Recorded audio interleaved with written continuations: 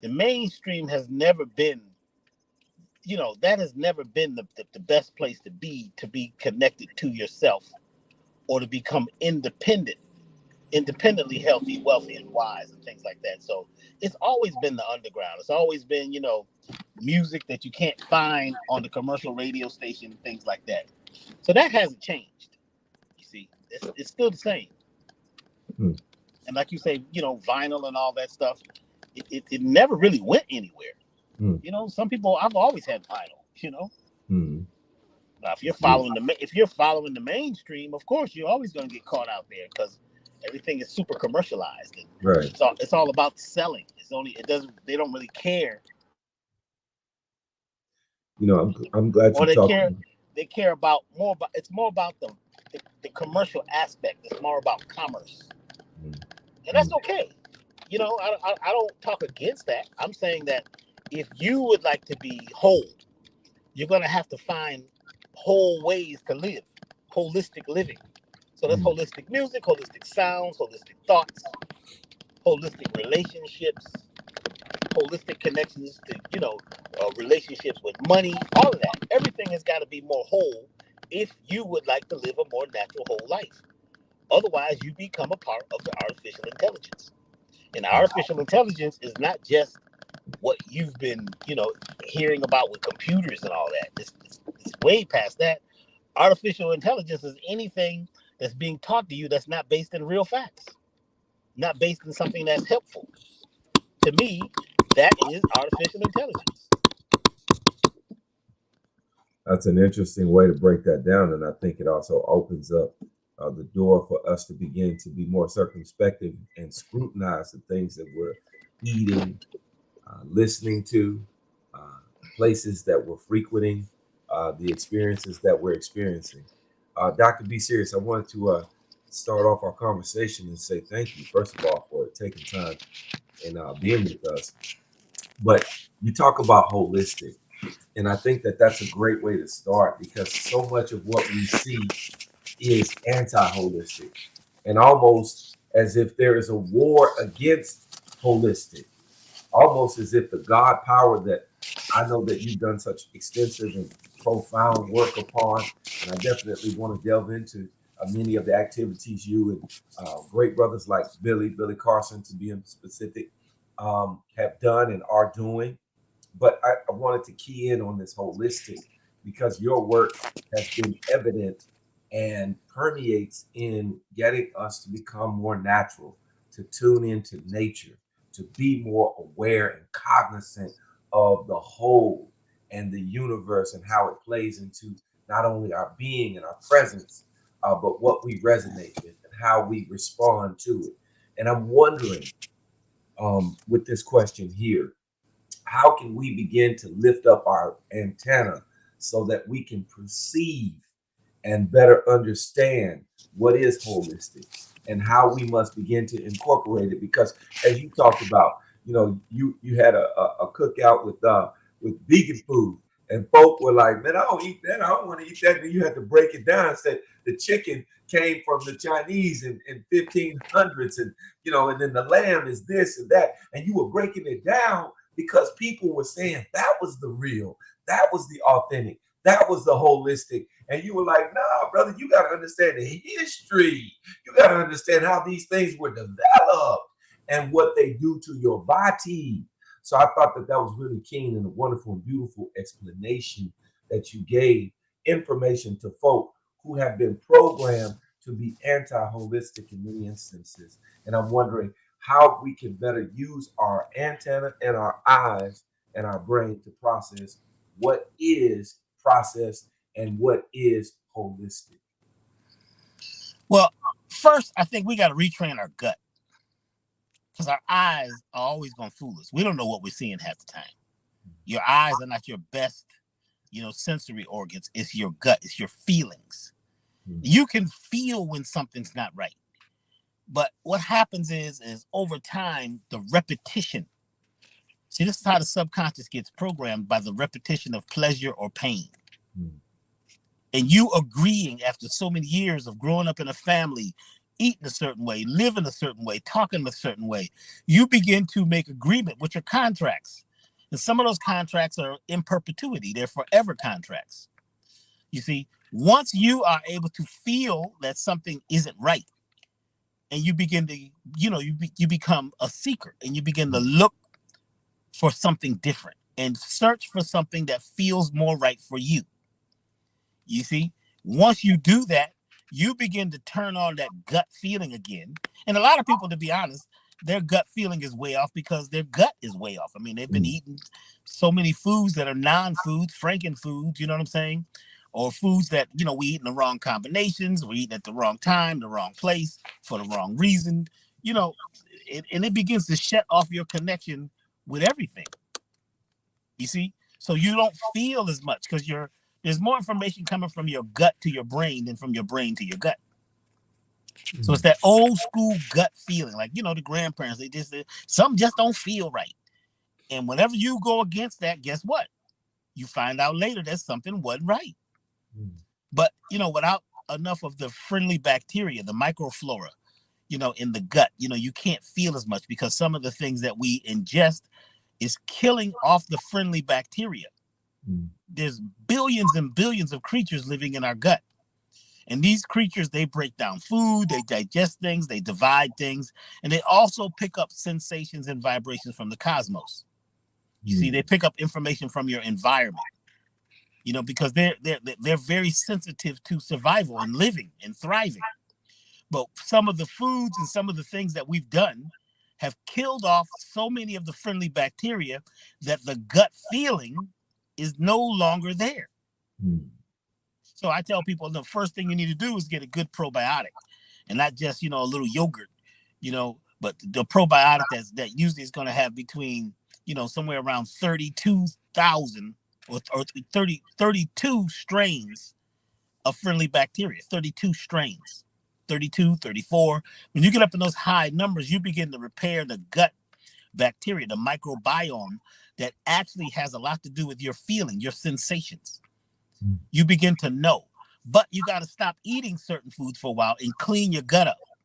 So we've got so much trash, so many artificial ingredients, and so many food dyes and fillers, and like a lot of meat has this thing called meat glue, where they make meat, they use all the trash, and they're using plasticizers in a lot of the bread. And then we've got, a lot of people have gluten, sensitivities.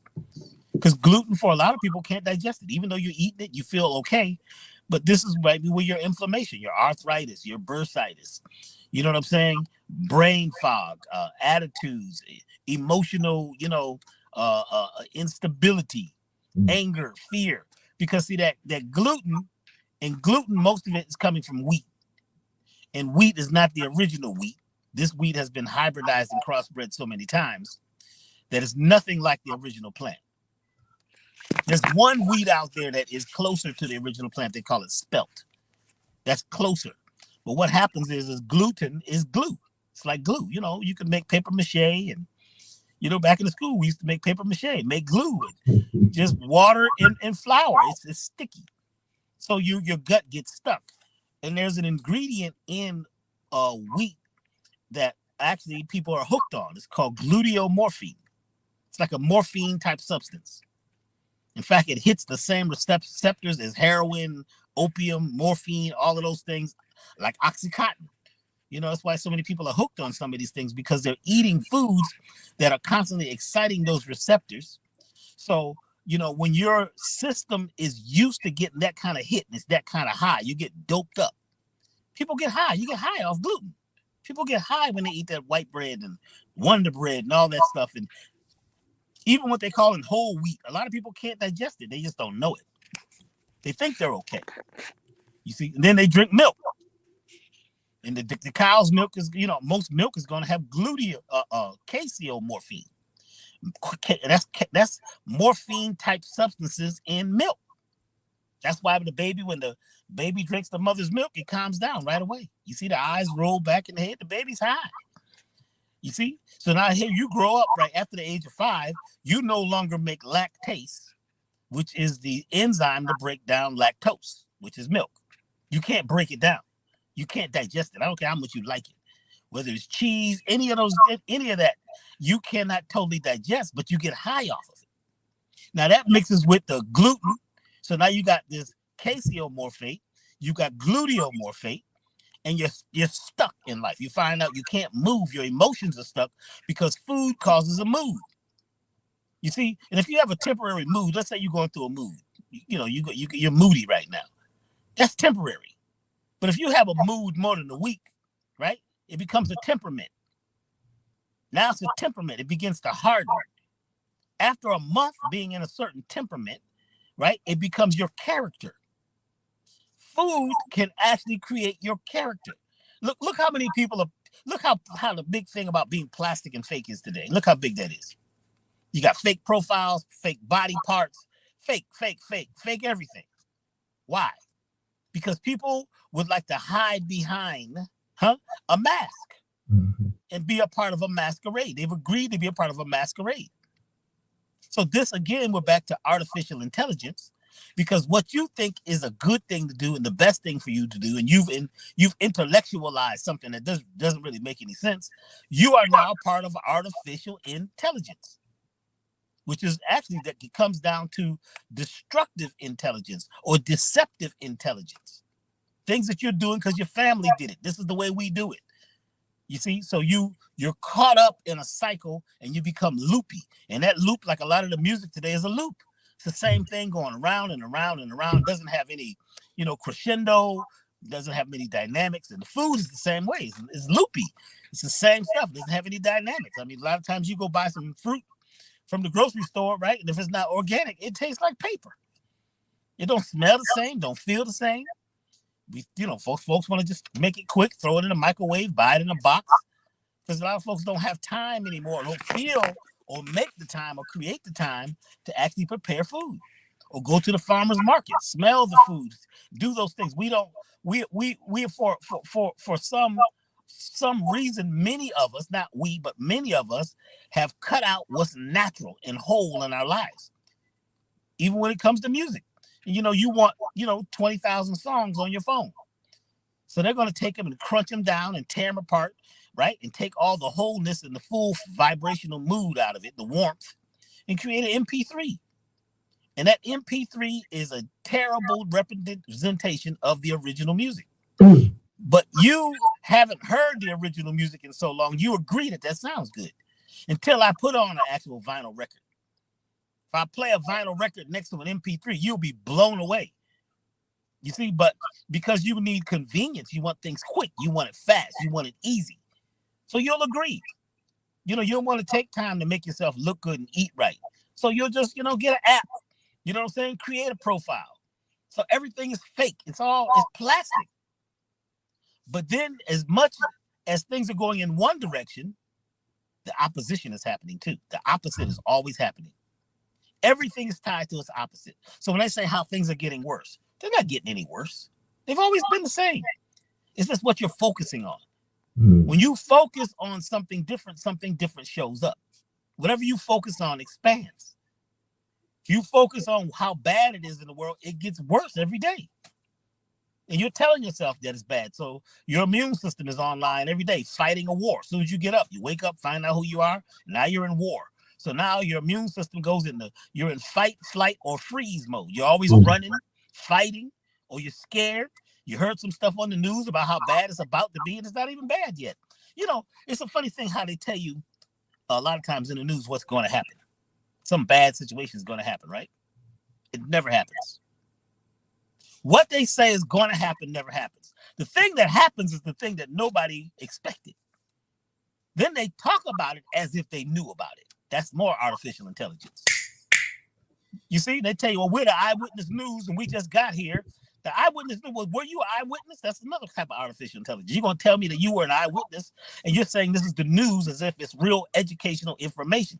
No, they're selling you on a story so they can sell commercials to get their commerce cracking again. If you had no advertisers on television or radio, it would go away. Unless you go to like a lot of the subscription models, that's different. You don't have to have that because people are paying for that subscription. But what it is we've bought into, not all of us, but many of us have bought into a system, and we followed it and we believe it. And guess what? We live it. And we're living in, a lot of people have created their own hell.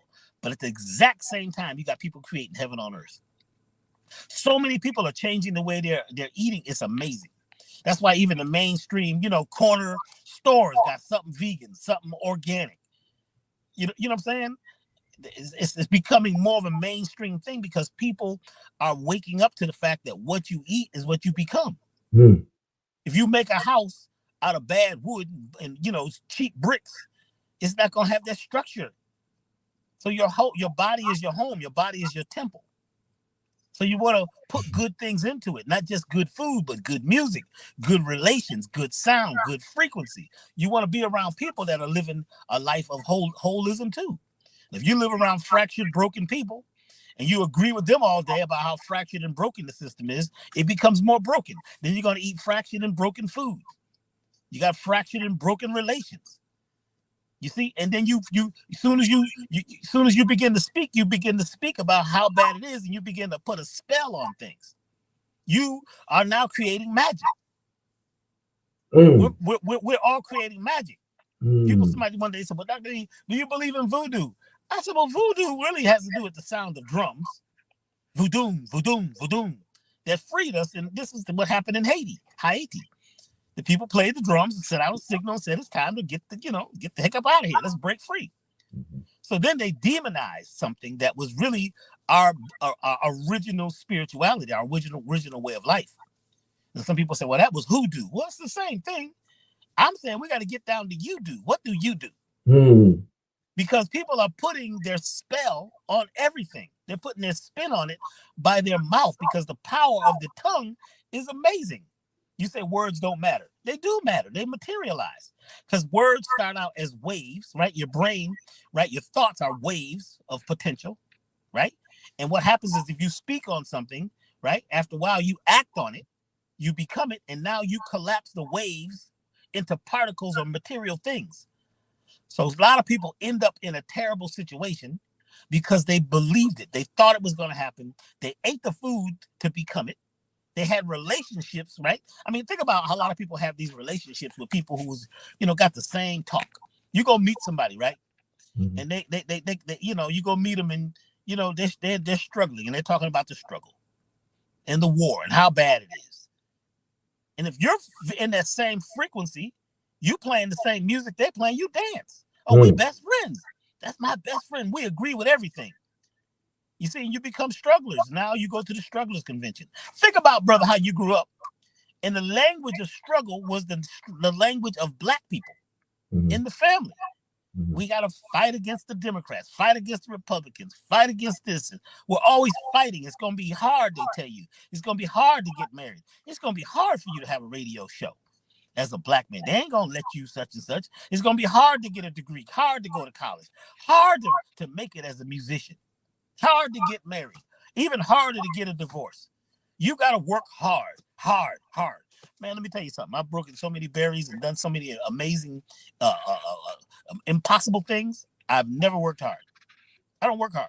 Never worked hard. I don't work hard. I'm having fun. I play. This is fun, man. I'm having fun.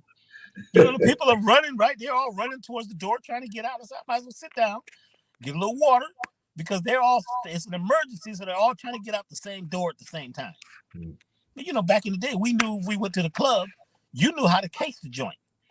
How many exits up in here? You know what I'm saying? How many ways in? How many ways out? Because that main exit, when something happens, everybody's going to be trying to get through there. It's going to be a bottleneck.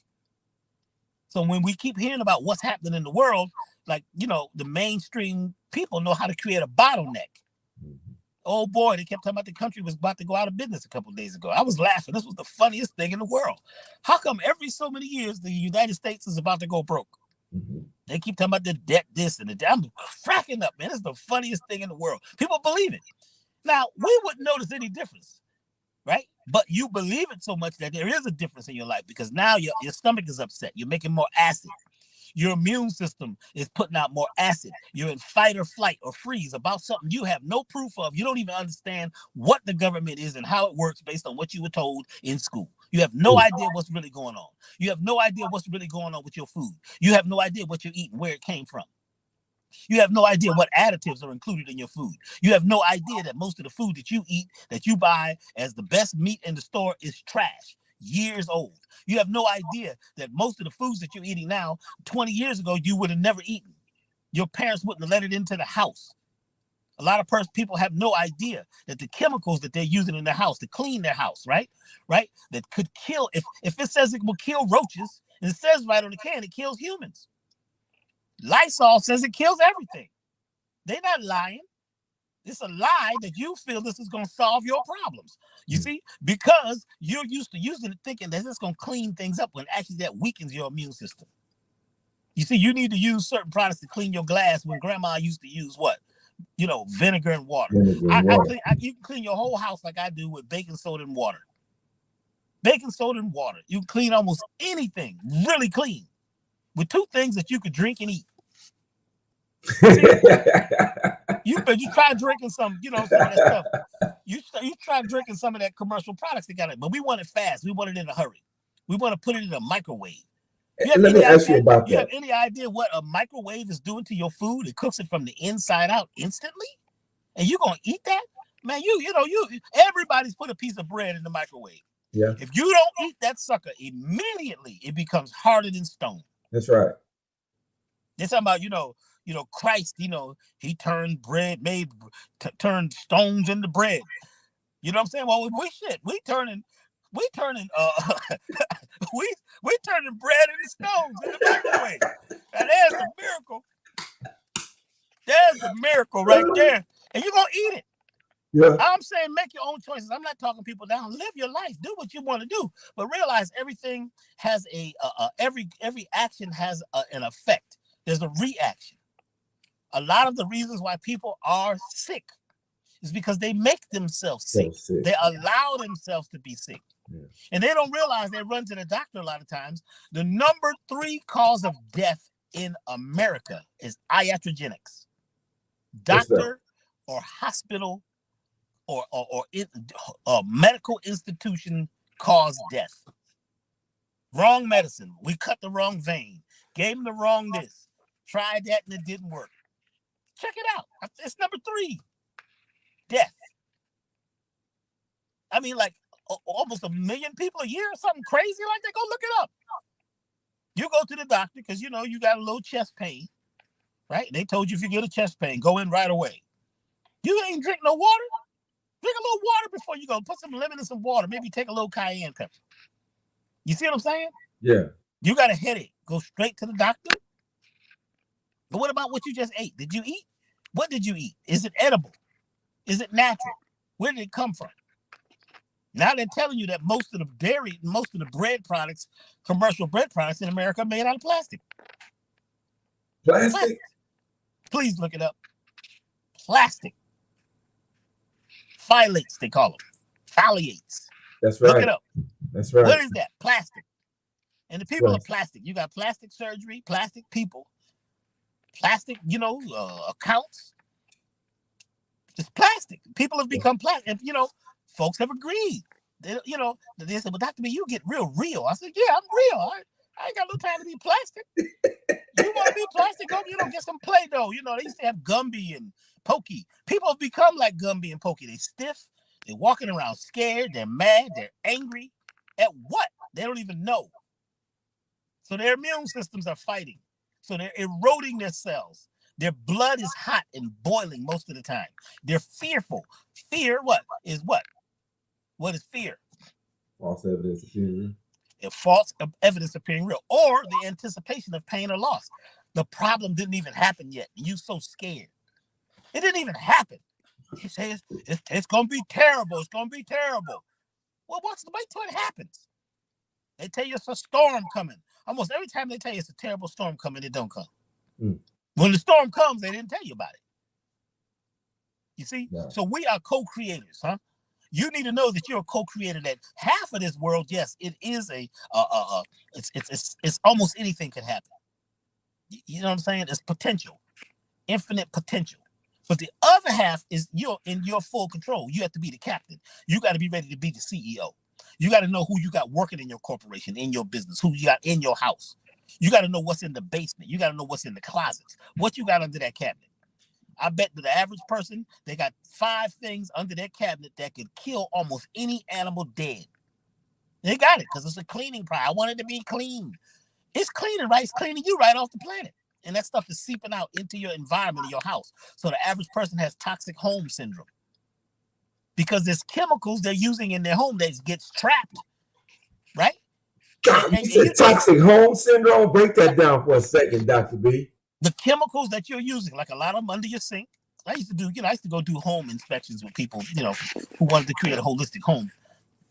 First place I'd go was under the cabinet, in the kitchen, or the cleaning closet, and telling people to read what's on this label.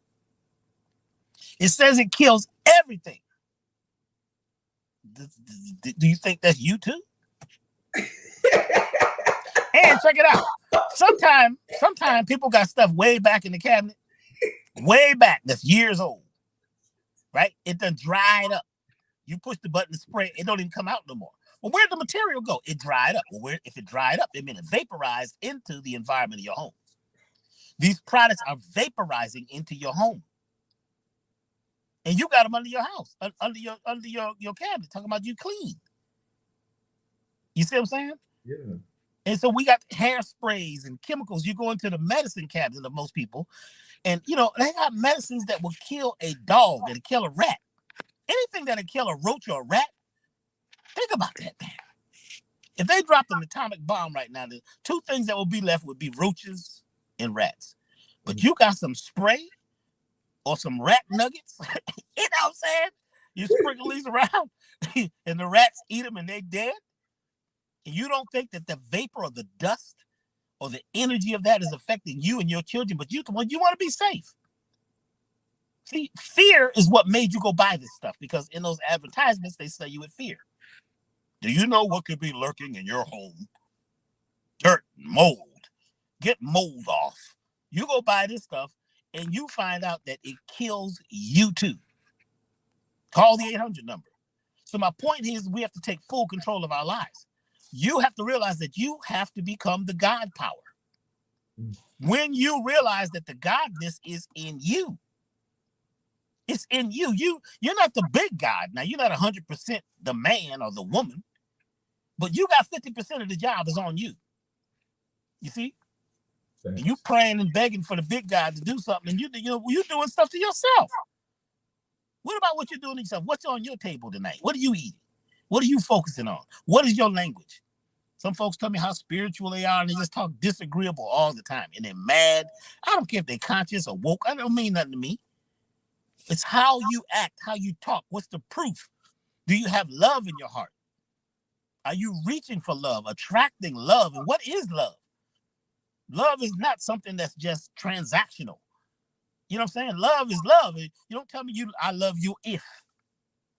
I used to love that person. I used to. But they cheated on me. So you don't love them anymore because they cheated. That means you cheated on yourself. Ooh. People are cheating on themselves. What you mean by that, Doc? What you mean by that? Take a moment on that. They cheating on themselves. What do you mean? You sat down to eat. And if you old school, you say a prayer. And you thank God for what's on your plate. Right. Most of what's on the average person's plate, God did not make. God didn't make it. They're new. They're manufactured.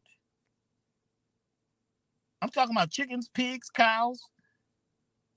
Those are not original beings, not the ones we're eating. There is some natural fowls and some natural birds.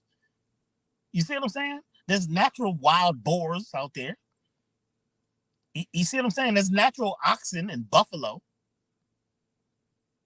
But what most people are eating is manufactured and cloned.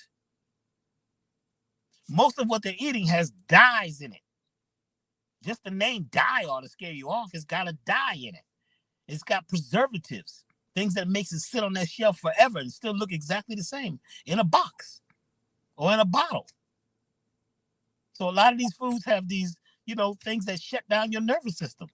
Excitotoxins. Excitotoxins are like preservatives and things that they put in food to make it taste good. They're excitotoxins. The minute you put that in your system, every nerve cell an excitotoxin touches, that nerve cell fires over and over and over until it dies about 2 hours later. The average nerve is supposed to have a certain lifespan before it goes into what they call apoptosis. Apoptosis is programmed cell death. So cells are supposed to live a certain time until it's time for a new cell to replace it. But what you've done is you've eaten an excitotoxin, which has excited your nerves to the point where it's toxic to the cells, and you're killing brain cells. You're killing neurons. You're killing yourself in the name of love. Oh, it tastes good. They had to make it taste good. A lot of this, commercialized, manufactured stuff is fake. Yeah. So what I'm saying is, you're sitting here and you're saying grace over something that's so unnatural that it's going to take every cell in every part of your body to break this down. Most of the foods people eat, it takes 80 to 90% of their body's energy to break it down. What? Food in their digestive tracts that cannot be digested, your body don't recognize it. And then with the combinations of things, like you're not supposed to eat fruit. You're not supposed to eat fruit with anything else. You can't eat fruit and vegetables. You go to the salad bar, they got fruit and vegetables. Fruit breaks down really quickly in your digestive tract. Yeah. Water, it's just water. Your stomach squeezes it and it's in your system, 15 minutes. Vegetables have to be marinated. They got to be rubbed, macerated. They got to be broken down and absorbed into your blood. That might take, maybe a half an hour to an hour. You put them in your stomach together. The fruit has got to wait right with the vegetables and it rots, turns into alcohol. That alcohol goes right to your liver. A lot of folks got cirrhosis of the liver because they've been eating fruit and vegetables at the same time. What? Not from the alcohol, but from fruit and vegetables together? You done made whiskey. Oh my God. You can smell it, but people have gas. You can smell it. It's gas. Eat the fruit first. Wait like a half hour, then have your vegetable. And don't eat, like, if you're going to eat animal products, if you choose to eat animals, if you mix animal products and starch, your body can't break it down. No digestion at all happens. It's confused because it's a different group of enzymes to break down starches versus animal product. Two different digestive processes. So it's like you got 1 foot on the brake, 1 foot on the gas. What? So you don't digest it. That's wild. So the whole construct of a salad bar and a fruit bar together is destructive to the body, just as when you go to the bar, you're going to get a drink of whiskey. Man, come on, man. You're going to go get some. You go to the bar, right? I'm going to the bar, man. You want something? I'm going to the bar, bro. You want something? I'll bring you something back. So you go to the salad bar. You want something? You getting drunk. Oh man. You at the salad bar, because we're greedy. We just whatever they throw in front of us, we just want it. I see these salads, I'm like, man, you can't digest that. Just get the fruit first. Then wait a little while. Now go get your salad. And if you put blue cheese, which is rotten cheese, why is it blue? Because it's rotten. They used to throw it away, but we're in a zero waste world, so we don't throw nothing away. Grind everything up and throw it in, and the people eat it. Like hot dogs and hamburgers, anything could be in there. Anything. Zero waste. They're not wasting anything. So you got to buyer beware. If you're not aware, then guess what? You're getting worn out. And you want to complain about what the enemy is doing. But what the enemy is the enemy is in you. This is you fighting your own self. You talking about you at war. And, oh man, I'm a warrior. Yeah, you're a warrior, all right. But what you fighting against? What did you just eat? And what's eating you? The average person is eating things that's eating them. Then we talk about how bad it is. That's like another type of food.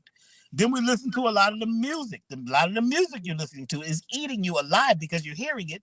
And the subconscious, check this out. The subconscious cannot perceive or conceive of anything outside of itself. I'm going to say it again. The subconscious mind cannot perceive or conceive of anything outside of self. So when you talk about what they are doing and what they said on the news, your subconscious says all of this is helping.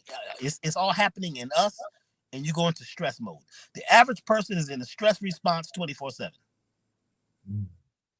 They say, "Oh boy, it's another plague coming." They didn't know the first one was coming. I mean, what are you talking about? Back I'm talking about 5 billion years ago. We don't know. It's the virus of the mind is the biggest thing, man. How we're thinking. I'm saying that there's a certain group of people that know, and they eat different, they walk different, they talk different. You see? They got a smile on their face. Yeah.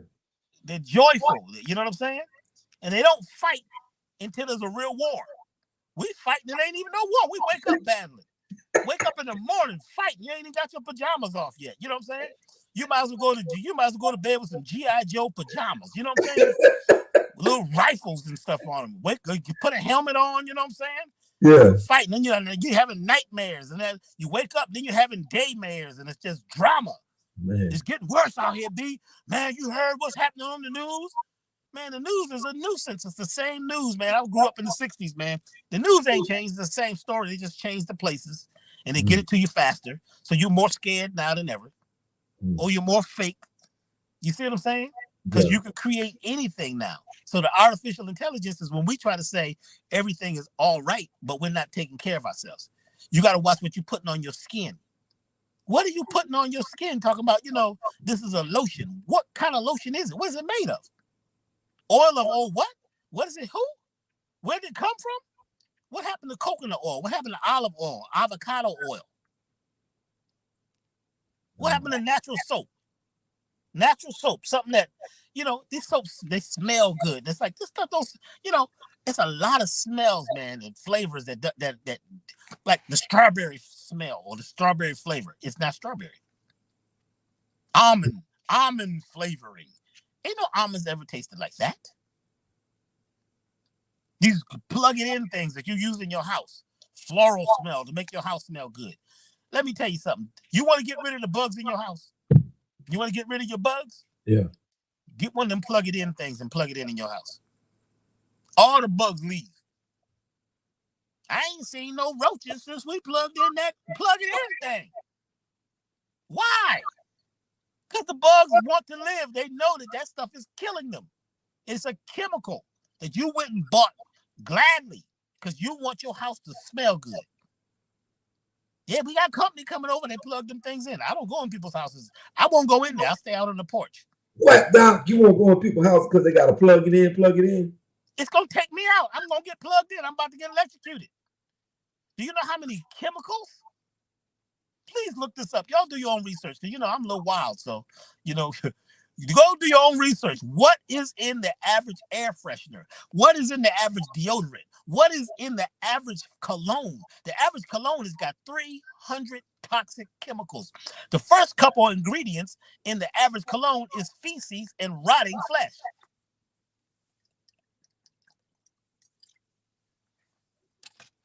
You heard me. Yeah, I did hear you. I'm just waiting for you to say, "No, I'm playing. I'm joking. There's no way it's feces and cologne." It seems like that's a oxymoron. They laugh. It's a joke going on, but you don't realize it's you. Because, see, a lot of times folks don't want to get the expensive or the very expensive or the high-end oils because they're going to be more natural oils, like essential oils, like rose oil. Just a little teeny bottle of that, man. This could be $100 or more for a little teeny bottle. I ain't buying that, man. Shoot. Man, I got, such and such, channel number 5. You know what I'm saying? Sachetio, it's from France. The average cologne, which is also called what? Water of the toilet. Is it toilet water? Right? What do they call it? Toilet water. Toilet water. Man, are you for real? You go do your research. I'm just giving you some facts that you can look and find out for yourself. So we're putting this on our skin. these oils, And your and, skin, and, you're and the brushing your skin, teeth with right? you're brushing your teeth with fluoride, one of the number one poisons in the world. One of the number one most toxic things on the planet is fluoride. There's a really good documentary on YouTube. It's called The Great Culling Water. It's called The Great Culling. And they talk about the whole fluoride thing and how no country in the world would let America put that fluoride, which was actually a byproduct of aluminum. They would not let them put it in their water. So they lobbied and got America to believe that children needed it for their teeth. Now, when you see the documentary, you wait till you see the children that they experimented on, where all their teeth fell out. All their teeth fell out. Wait, you have to watch the documentary. It's called The Great Culling Water. It's on YouTube. Blow your mind. The largest fluoride mine is in Orlando, Florida. And they use it also to as a fertilizer. The people in the area be dying. The people that work there. I mean, you have to watch it. Fluoride is not saving your. Why do we still get? We've been using, you've been using these fluoride toothpastes since we've been here, man. Why we get so many cavities? Interesting. Well, that's because of the sugar, and that because of what we're eating and the sugar and all of the. People around the world been eating sugar cane all their lives and don't have no problem. That's real sugar cane. Good point. That's a real good point. I mean, the mummies and all them, they ain't found too many mummies with bad teeth. See, the system is set up for you to overcome. The system is set up, it's like an obstacle course. And what you need to realize is you put yourself here on this obstacle course. And I'm going way out, bro. You don't remember putting yourself here on this obstacle course to prove yourself, because anybody who's becoming a master must put themselves under pressure and stress, like a diamond. To make a diamond, you need heat, you need stress, you need pressure. So it's got to go from oil to coal to becoming a diamond. So you don't remember putting yourself in this situation. You don't remember picking your family and all this stuff that you're going through. You don't remember it. So you're sitting here complaining about situations that you have control of, that you can get out of, that you may have created. You don't even realize it. But we want to blame what they're doing to us, what they did.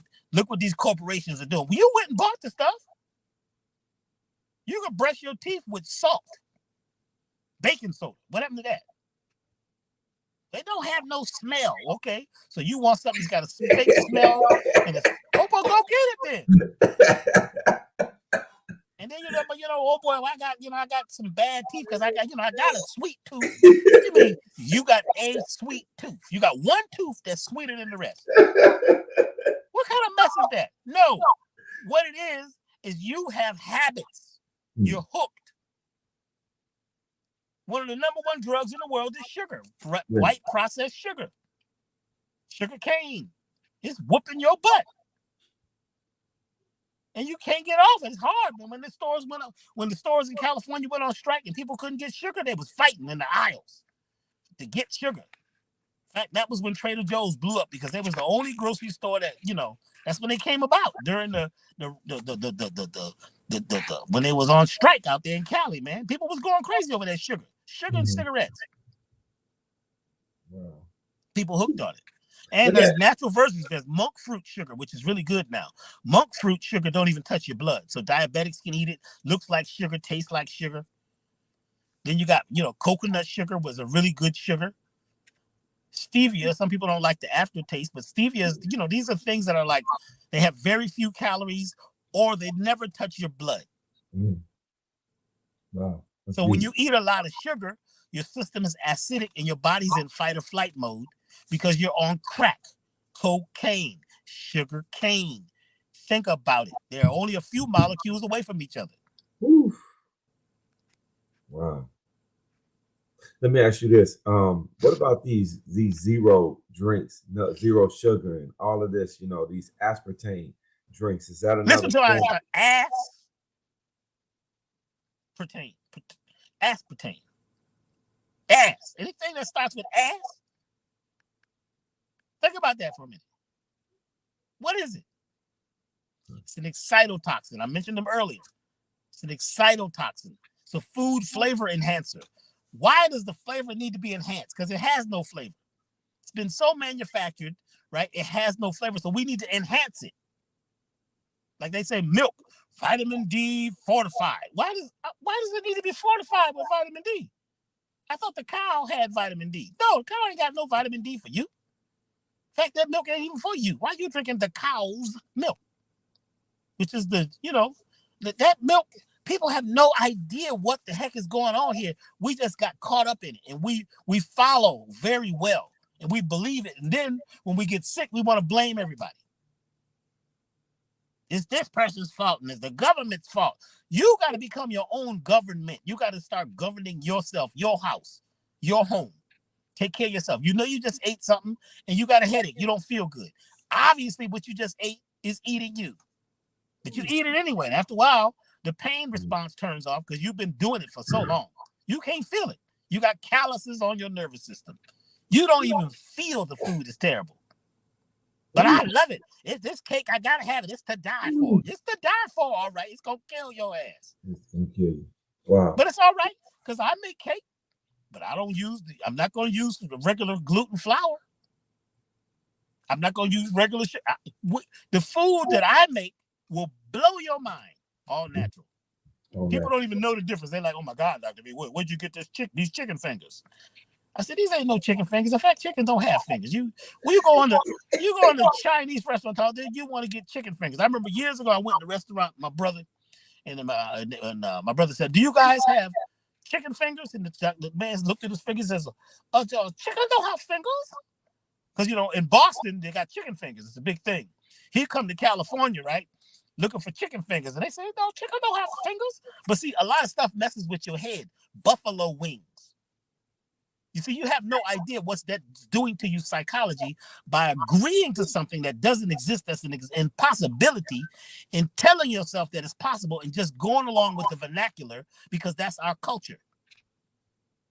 That's why we're going to hell in a handbasket. I don't even know what a handbasket is, but black folks are going to hell in a handbasket. But you could be creating heaven on earth right now. So many people all over the world are changing the way they eat. They're choosing very carefully. This is a big thing, man. It ain't like this is just a little bit. It's a lot of people. That's why I don't like to talk about what we are not doing. There is a whole lot we are doing. Let's talk about what we can do, what we are doing. Let's stop doing begging prayers. You begging for what? You asking God for what? You better get your ass up and do something. Look, instead of begging for something, be grateful in advance. You'd like a new home? I am thankful for the new home. And you better break that home down. Don't just say you need a new home. You better say how many bedrooms and how big you want them, because you can get 5 tiny bedrooms and you can't even fit a twin bed in them. I was over this person's house one time. They had these little teeny bedrooms. I said, what is these, for munchkins? But the house, it was a house. I got a good deal. The house was only $25,000. I said, but you can't even fit 25 people in the house. You got to pick your neighborhood, pick your mate, choose your food, take control. Stop waiting to be saved. Save yourself. You got to take each. And some people say, well, this is going to be hard, Dr. B. Well, I didn't say it was going to be easy. It's going to be simple. So, we got a lot of stuff where we're helping people. What do you mean by that? It's not going to be easy, but it will be simple. What does that mean? It becomes difficult when you look at the whole picture of what you got to do to change your life. That's big. But if you say, I'm going to change one thing at a time. Take one step at a time, one day at a time. Now it's simple. It's simplistic. And that repetition creates a new habit. One thing at a time. You see, if I start showing you something on the drums, I'm going to show you one rhythm, one thing to play. You just stay with that. No, you're not going to be a master drummer in 2 weeks. You're going to play this one thing. One thing, just keep playing it. And then all of a sudden you start playing it faster and faster and faster and faster. Eat this one food. I went on an elimination diet many years ago. I just stopped eating everything because I didn't know what was wrong with me. And when I finished out, when I was done adding things back in, I realized what made me sick. Wow. So you don't know what makes you sick because you eating so much that you sick of yourself. Yeah. You're allergic to yourself. A lot of people are allergic to themselves. You're talking about you got allergies. You got allergies to your actions and your food and your talk. You're allergic to it. And then you're hooked on it. And you're on crack. You want to talk about the crackhead when your head is cracked. I look at people all day about, well, you know, such and such, he's still on crack. And you got a big, you don't look, you just poured some coffee. It was a cup of sugar and 5 drops of coffee. You on crack. Half the food we eat after we finish eating it, the chemical response is so deep that we are now on crack. We're on drugs. We're on heroin, just like anybody on the street. And we're hooked on it. We're hooked on the negative talk, disagreeable talk. We're hooked on fighting. We're hooked on it. You see what I'm saying? Yeah. You got to break the spell. You got to become a spell breaker. And it starts with what you're thinking. And it starts with, because your thoughts become your words become your actions become your character. So what I do is I help folks. If you'd like to change, it's going to, we got to change. We got to clean up your diet. We got to get rid of the parasites because a lot of people are hooked on foods and actions and feelings based on parasites because parasites can control your emotions and your choosing of food, your choosing of relationships. Let me tell you, sometimes you got in a relationship with somebody because one parasite that was in you wanted to have a relationship with a parasite across town. God, woo! You say the parasites making us attracted. God, Doc, you got to go in on that. You saying it's like a takeover that's taking me over. That's got me moving to this lady. This situation, and I'm not even in control of it from the standpoint of I'm making good decisions and I'm understanding what's up because I'm so toxified that the toxins in me are attracted to the toxins in the system. Break that down. Or the brother, or the other. Don't make no difference. You're attracted a lot of times to something that's going to actually, feed your habit. See, so there's certain parasites like toxoplasma. Toxoplasma controls the mind or the thinking of the being or the host that it lives in. Toxoplasma. Please look toxoplasma up. It starts in cats. That's why, they say pregnant women can't be around cats because the toxoplasma, which is in the cat's feces, which is also in the dust particles that the kitty litter makes, that's in the house, microscopic dust particles with little larvae floating on them, right? It causes the brain not to develop in the baby. This is science. You can read the back of the kitty litter bag, and it tells you that the kitty litter has toxoplasma in it. Toxoplasma gets in the litter. It's in the cat's feces. Mice are attracted to it. Mice and rats are attracted to cat feces and cat urine. They eat it. When they eat it, they forget that they're mice and cats and rats, and they don't protect themselves. So now the cat walks up, right? The cat walks up and just eats. The mouse don't even run. Mice don't be running no more. They just be standing there. They be looking like a mouse in the headlights, just their eyes open, you know what I'm saying? They don't have the natural reaction anymore to run and to save themselves. So check out what I'm saying. Listen very carefully. Yeah. So this parasite, when it gets in the body, it goes to the amygdala. The amygdala is the part of your brain that controls your emotions, right, and your responses and your perceptions. So you become afraid of things that really can't even hurt you. Or, right, you're not protecting yourself for something that could be harmful. So you don't went down to the grocery store and you realize that there's only one aisle of natural food, vegetables and fruits. There's 40-something aisles of poison, toxic stuff. Oh, man. Something wrong with you. Yeah. You're like a zombie.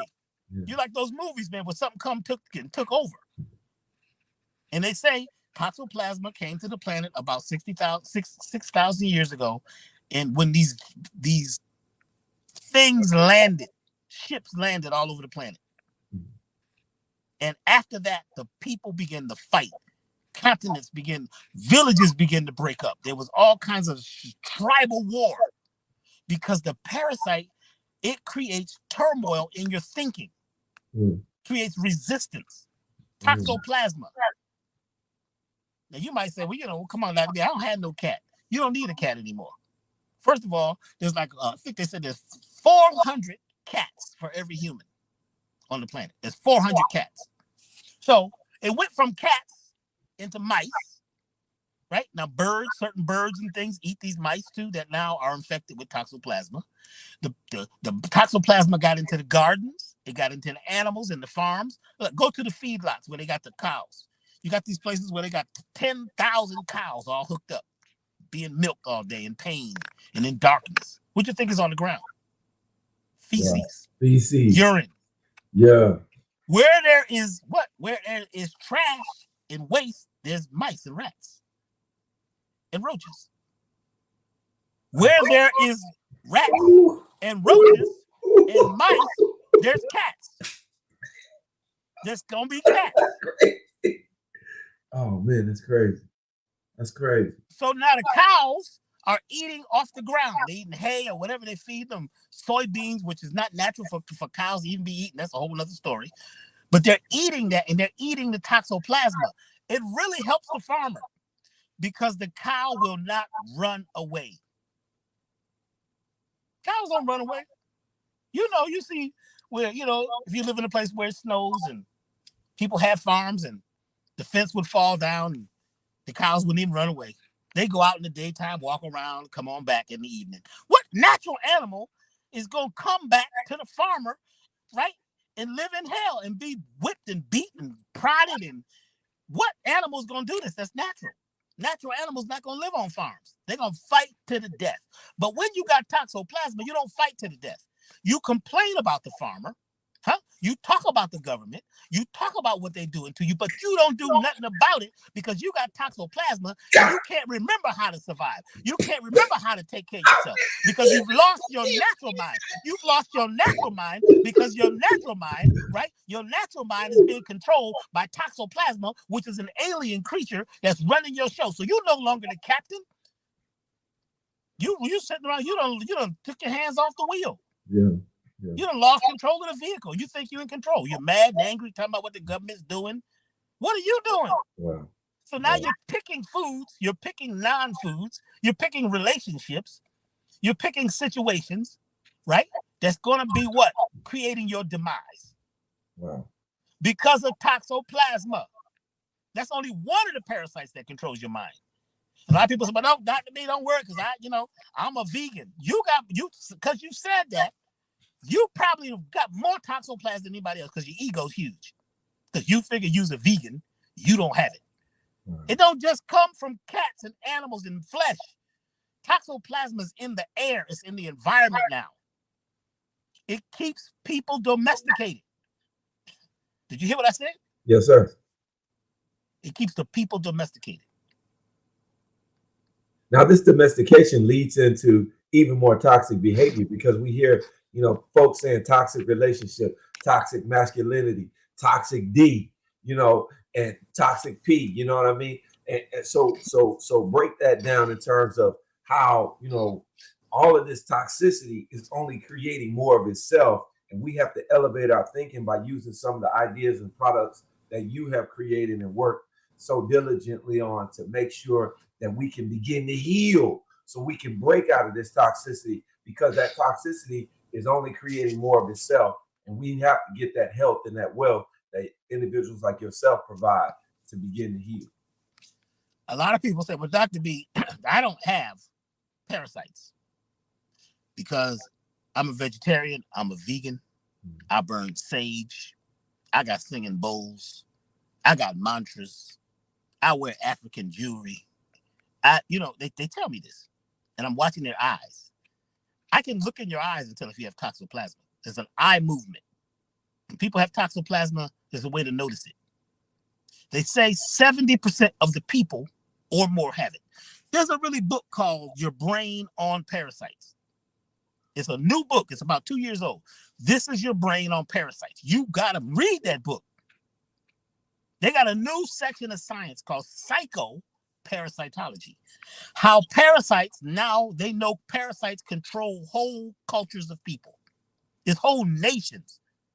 Even political affiliations, they choose one thing or another based on these parasites, which are alien drones. They're not the aliens themselves. They're the drones of these aliens. Oh, yeah, it gets deep.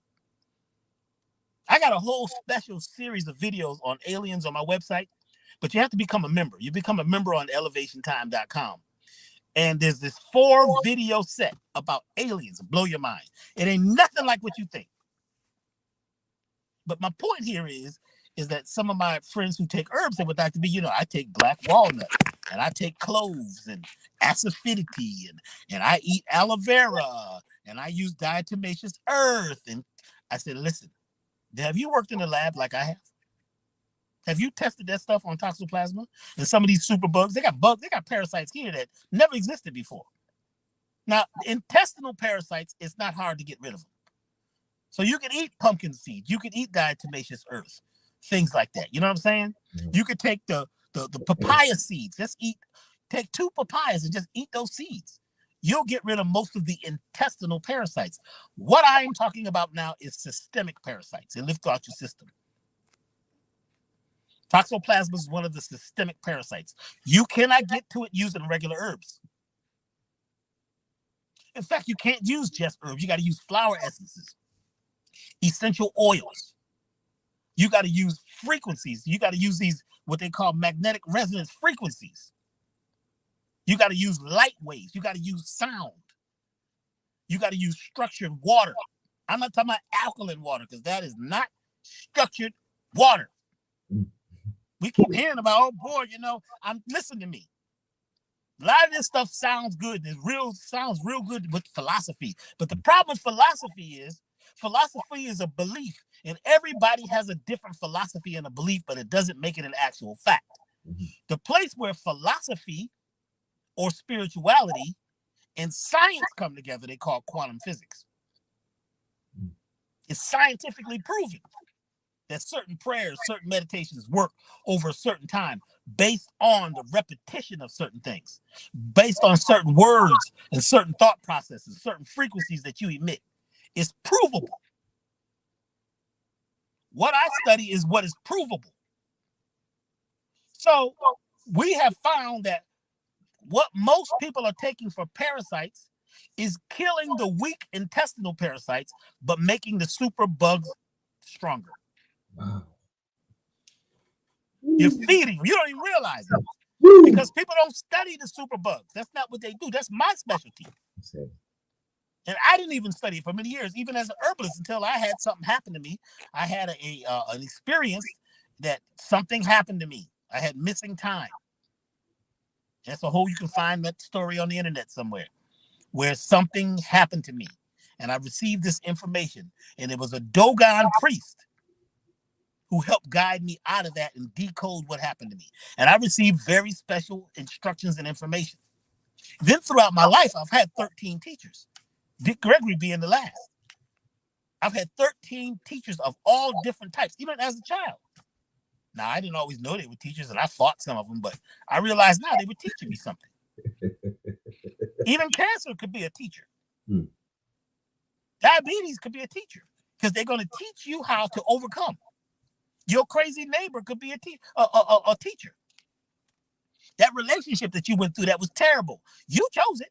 You got a gut feeling when you met that person something wasn't right, but then you got to listening to them, watching their clothes, and they had the best cologne on. They fed you, you went out to the vegan lobster joint.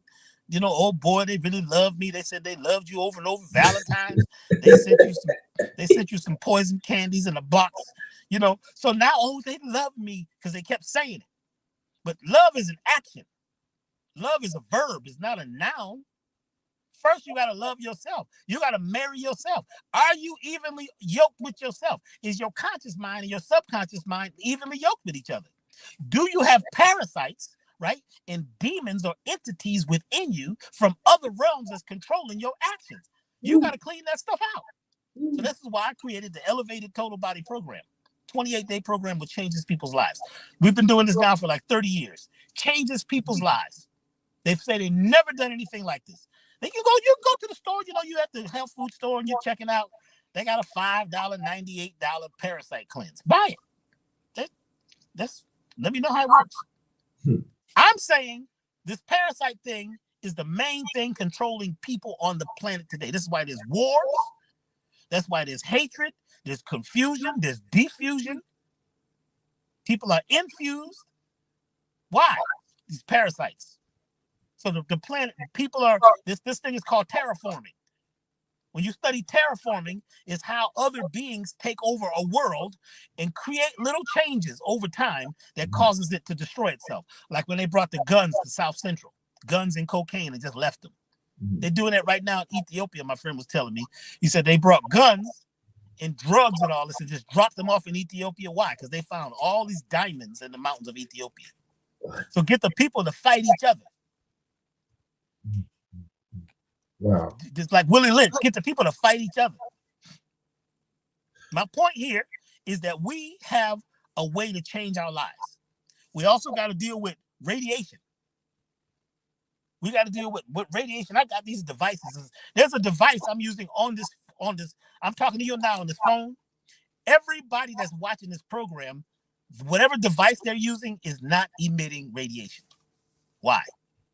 Because I have a special device on my phone and on my computer that nullifies the radiation, not only for me, but for everybody that is viewing. And on my website at elevationtime.com, we have these quantum physics devices developed in Germany with 20,000 pages of research certified by the BISA organization. That's like our FDA.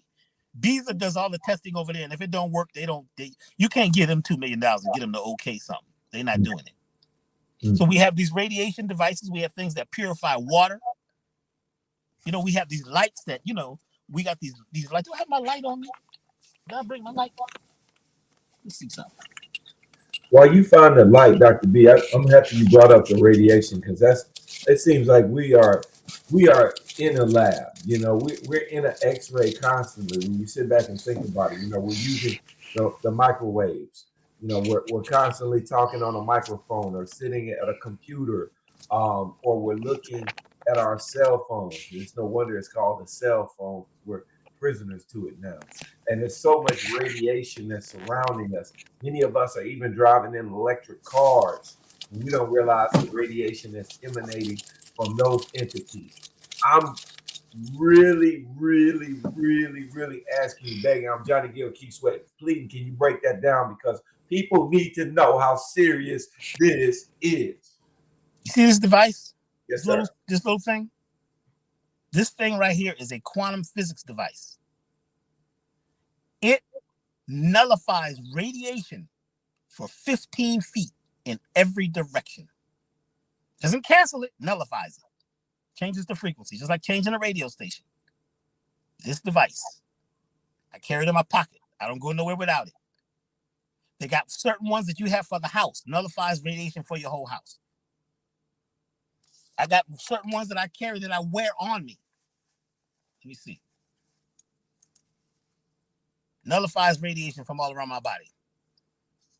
So I'm now working with this company from Germany that has these devices that don't cancel radiation. Because if you cancel radiation, your phone won't work. Because your phone works based on radiation. And all radiation is not bad.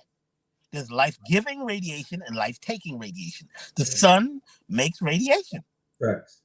If you got an electric car, that's pure radiation. You're sitting on a battery. Right. So with something like this, you can nullify all of those effects.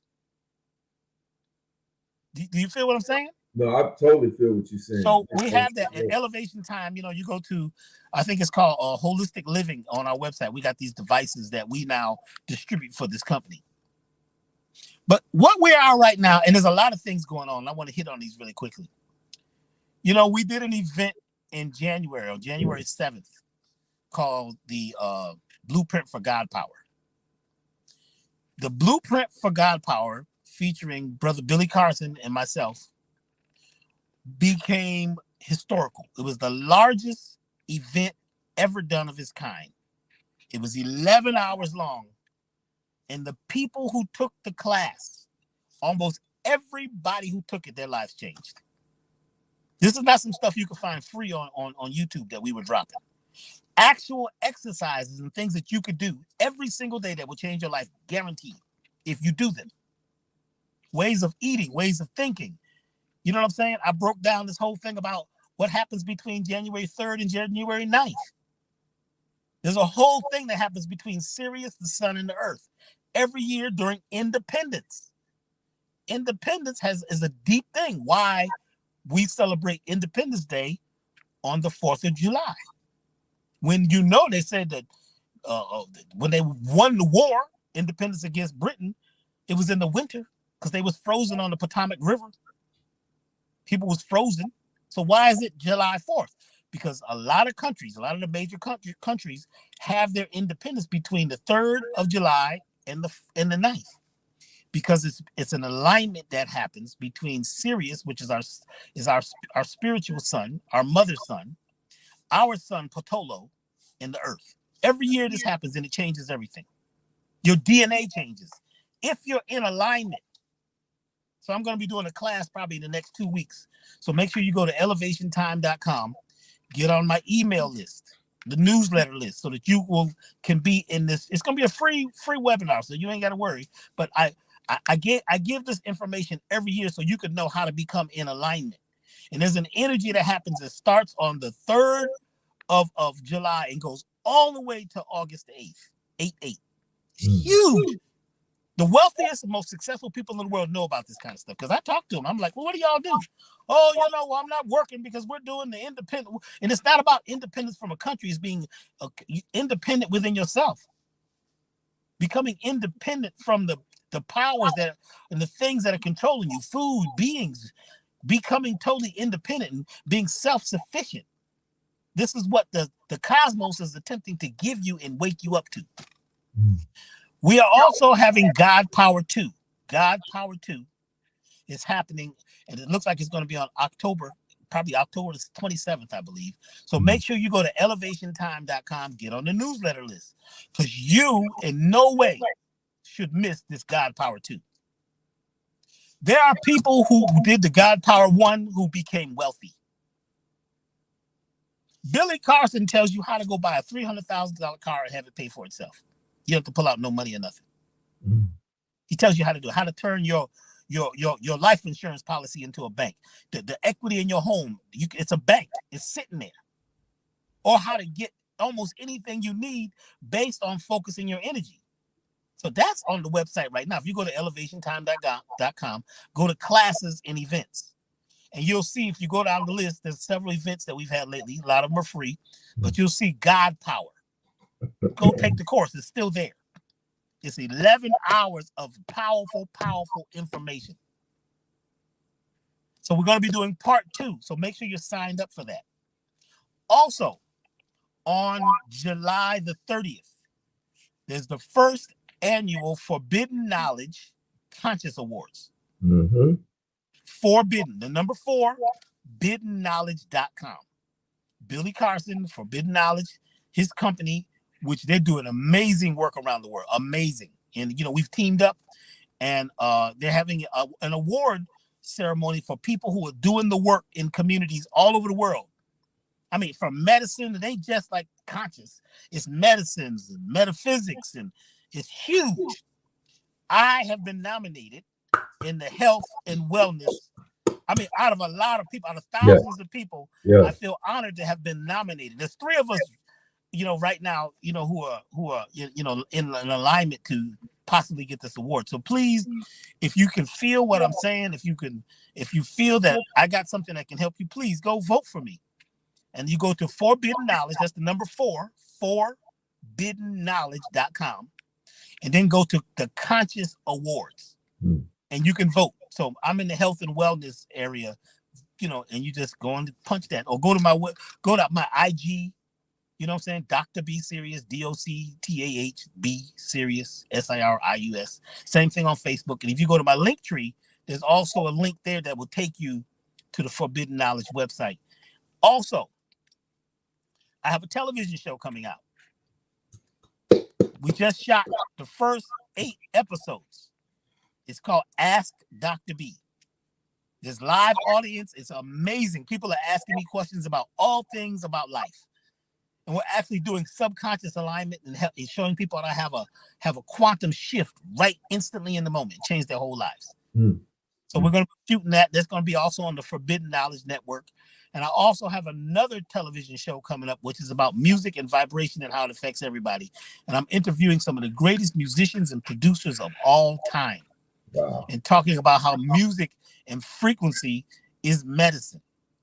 So that's coming up too. You'll be seeing that. So make sure you go to elevationtime.com, get on the email list so you can get these notifications, because we don't just tell everybody everywhere, because you're going to be in the right place at the right time if you choose yourself. See, opportunity comes every day and it knocks on your door.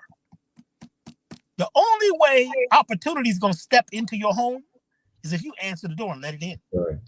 Opportunity calls on the phone every day. It don't go away. It goes to somebody else. So when we talk about how bad it is, somebody else knows how good it is. Facts. While you're looking to the left, somebody else looking to the right. No matter how high you are, somebody's lower than you. No matter how much money you got, somebody got more money than you. No matter how poor you are, somebody's poorer than you. You see, let me break it to you like this. A lot of people, they want to get conscious, but their subconscious still got them. Some people want to get rich, but poor still got them. Some people want to wake up, but the sleep still got them. Some people want to get well, but illness still has them.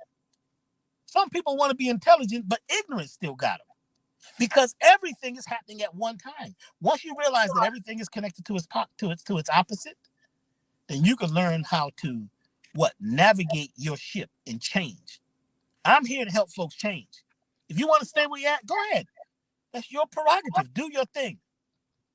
I'm here to allow people to change if they choose. Then you got to be able to follow instructions. See, people be bought in the cheat code. Now everything is about the cheat code. And I got an app that can do that to tell me when to eat. You know what I'm saying? Yeah. You got the app. The original app is your own apparatus that you was born with, your God power that you was born with. You got to use that. You got to love yourself. And you got to connect with other people who are truly in love. And they are love. This is the beautiful time, because this year, the whole universe changes. People don't even know that there's a shock wave right now that's changing everything in the year 2023. Dick Gregory told me, he says 2022, everything is going to change in 2022. Actually, he said 2019, something was going to hit the planet and people were going to freak out and it was going to affect everybody on the planet. Baba Dick told you that? For real? That 2017. He says, Dr. B, you got to be ready. He said, the people are going to need you. 2019, at the end of 2019, they're going to need you, Dr. B, so get ready. Let me tell you something. 2019 hit, 2020 hit. My business exploded. People were calling from everywhere because they figured out that herbs were for the healing of the nation, and they wanted natural alternatives. He also said to me, 2022, the world is going to open up to a whole new reality. And by 2023, we will actually be in the golden age, if you can perceive it and know it. He said, so Dr. B, you got to be ready, because in the year 2022, between 2022 and 2023, I'm going to put everything you need in front of you that can help you with your mission. And let me tell you something. The life of Dr. B and my company, Elevation Foundation, has changed so drastically. It's amazing. It's beautiful. And I'm very thankful to all of you out there who are, who helping us, who donate, who go to the website. You know what I'm saying? We have a donation button on the website. There's people that just, they're part of the mission for changing the world. When you purchase products on our website, basically we're a foundation. So everything goes to helping something else. It's a community spiritual organization. You see, so you're helping yourself, you're helping your family. But it's about love. It's about elevating. And when I say elevating, I don't talk about just being in a high vibration, being in balance. You need a little bit of bass. You need some treble. You need some salt. You need a little sugar. And even to really realize love, sometimes you need its opposite. Yeah. To really realize love, you got to get hurt a little bit. But we're afraid to do that a lot of times. And when we break out of that spell, and we become the real spell breakers, which we came here to be. We talk about all the things that was done to us. Why? Why would somebody spend $1 trillion to hold you down? Because you must be the most powerful superhuman on the planet. And it's a test. And it's a test. And it's a testament. What is your story? What story do you tell? If the first thing you do is talk about how hard it is and all your hardships, guess what? You live in a hard life. Now you meet 2 other people, now it's 3 the hard way. You know the movie 3 the hard way. Yeah. That's old school classic. Dr. B, I want to ask you, first of all, people are loving what you're having to share. Your information is amazing, and we want them to go to the website to check out even more. Well, there was one question by a good brother, Hancock, says, how about using monoatomic elements, gold, platinum, palladium, I guess that's iridium, and Sao Paulo, I guess Palo Santo oil. What do you think about that? What are your thoughts on those? Well, a lot of folks are into these monoatomic elements.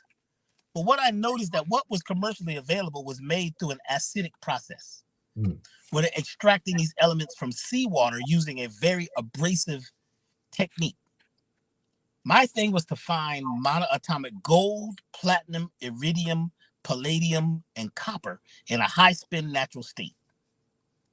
And after many, many years of doing this research, we found it. Then we had to find it, because these elements are rare earths. They're very rare elements that your body needs. Your brain needs them. Your nervous system uses them. So we had to get something that was digestible, something that you could absorb. So we created this product, Platinum Life Elixir. And I let Dick Gregory try it years ago, and he loved it. He got on the stage and lectured for 4 hours and was just fired up. Also, brother Michael Beckwith out there, the Agape, Spiritual Center. He tried it. He was fired up, levitating. So, brother Michael Beckwith asked me, could I make a version for him? So we made a custom version for him. Then Dick Gregory said, can you make one for me? So we now on the website have the Platinum Life Monoatomic Elixir, Gregory Reserve, the one we made for Dick Gregory. It's one of our #1 moving products on the planet that on the website. People can't, it changes them because what it does is it puts just enough pressure on your pineal so that your pineal begins to glow. The pineal needs pressure put on it so that the calcium crystals in your pineal, which are piezoelectric crystals, they only come online when you put pressure on them. They tell you the pineal is calcified. Yeah. But they don't tell you, well, it's made of calcium. Everybody's, but it's the type of calcium crystal, these 5-sided crystals, that when you put pressure on it, it puts out electricity. They're called piezoelectric crystals. That's what your pineal is made of. And you got to learn how to put pressure on it. So we figured out there were certain elements that helped you turn up the frequency of your pineal, not only your pineal, your hypothalamus, and also your pituitary, the glands in your head. So we created that, and then we said, well, what else is the issue? The next issue is the telomeres, which is the ends of your genes, which begin to unwind with stress, food, the environment, toxins in the air, anger, fear, you know what I'm saying? Those things break off your telomeres. Your telomeres begin to break off what they call the telomere cap, which causes you to age much too quickly. So you can't live 166 years like you're supposed to because of the stress. And even just eating food causes stress, foods that stress your system. So we began to put, elements in there like humic acid, fulvic acid, 5-leaf, these very rare plants. There's some very rare plants that we mix with these monatomic elements to create this Platinum Life Elixir. So it increases your life expectancy. It increases your life expectancy because it causes you to expect more out of your life and to express more out of your life.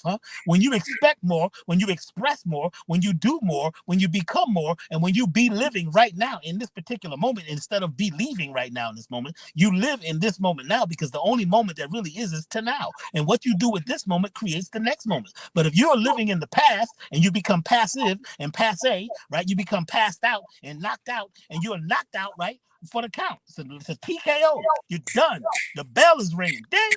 Knocked out. Because you think the past can be fixed. It can't be fixed, and you can't fix it. So this helps you tune yourself up and focus. People become very focused when they take the platinum. It also helps to pull heavy metals out of your body, which is all these certain types of elements and chemicals in the air. They're everywhere. I don't care how vegan and how much yoga you do and all of that. Let me tell you, there's toxins in this air that's everywhere. So this helps to pull these heavy metals out of your system. So the product is the Platinum Life Elixir. It's at the website, elevationtime.com. And there's a bunch of products there. A lot of very special, they're like eclectic, special, exclusive products. We don't sell what they sell in the stores. Yeah. I've seen, you know why? I mean, go to the store and get that. That's okay. And I'm glad, and I'm applauding all the people out there who are changing their lives, taking herbs, taking vitamins, and being more holistic. That's beautiful. You know, it's beautiful. There's a lot of herbalists out there who are doing great work. There's a lot of people who are in the healing arts and music arts and the martial arts. All of that's coming online right now more than ever. So we got to start applauding those people who are doing those things. Start going to the farmers markets, the small local farmers who are working really hard to bring you food. They still got dirt under their nails. Now, if somebody come out and they're wearing a suit and a tie and they're selling you food, where'd that food come from? You see, this is all about what? Finances. This is all about money. This is about commerce. This is about, domestication. And if you eat too much domesticated food, you become domesticated, which means there's a dome over you and you're doomed out. That's why the animals don't run away. The animals from the farm don't run away because they're domesticated. They don't know where they're going because they don't have no natural origins. So the average person is never going to run away from the farm. They live on the farm, and when they get sick, they go to the pharmacy. Ain't nothing natural. There ain't no farm in there, but you calling it the pharmacy, talk about what the pharmacist has got for you. The pharmacist is going to give you something based on what they were told to give people to keep people doomed. Now, there are times when medicine is needed for an emergency. Pharmaceuticals, they're very good at emergencies. I don't talk against them. But there are also a lot of times when you need to be taking care of yourself. Maintenance, natural maintenance every day, eating certain foods. Eat foods that don't eat you. Don't eat foods that take more energy to digest than they can give to your body. You see what I'm saying? Right. You gotta start doing your own work here, or your own play. Have some fun. It's a beautiful time.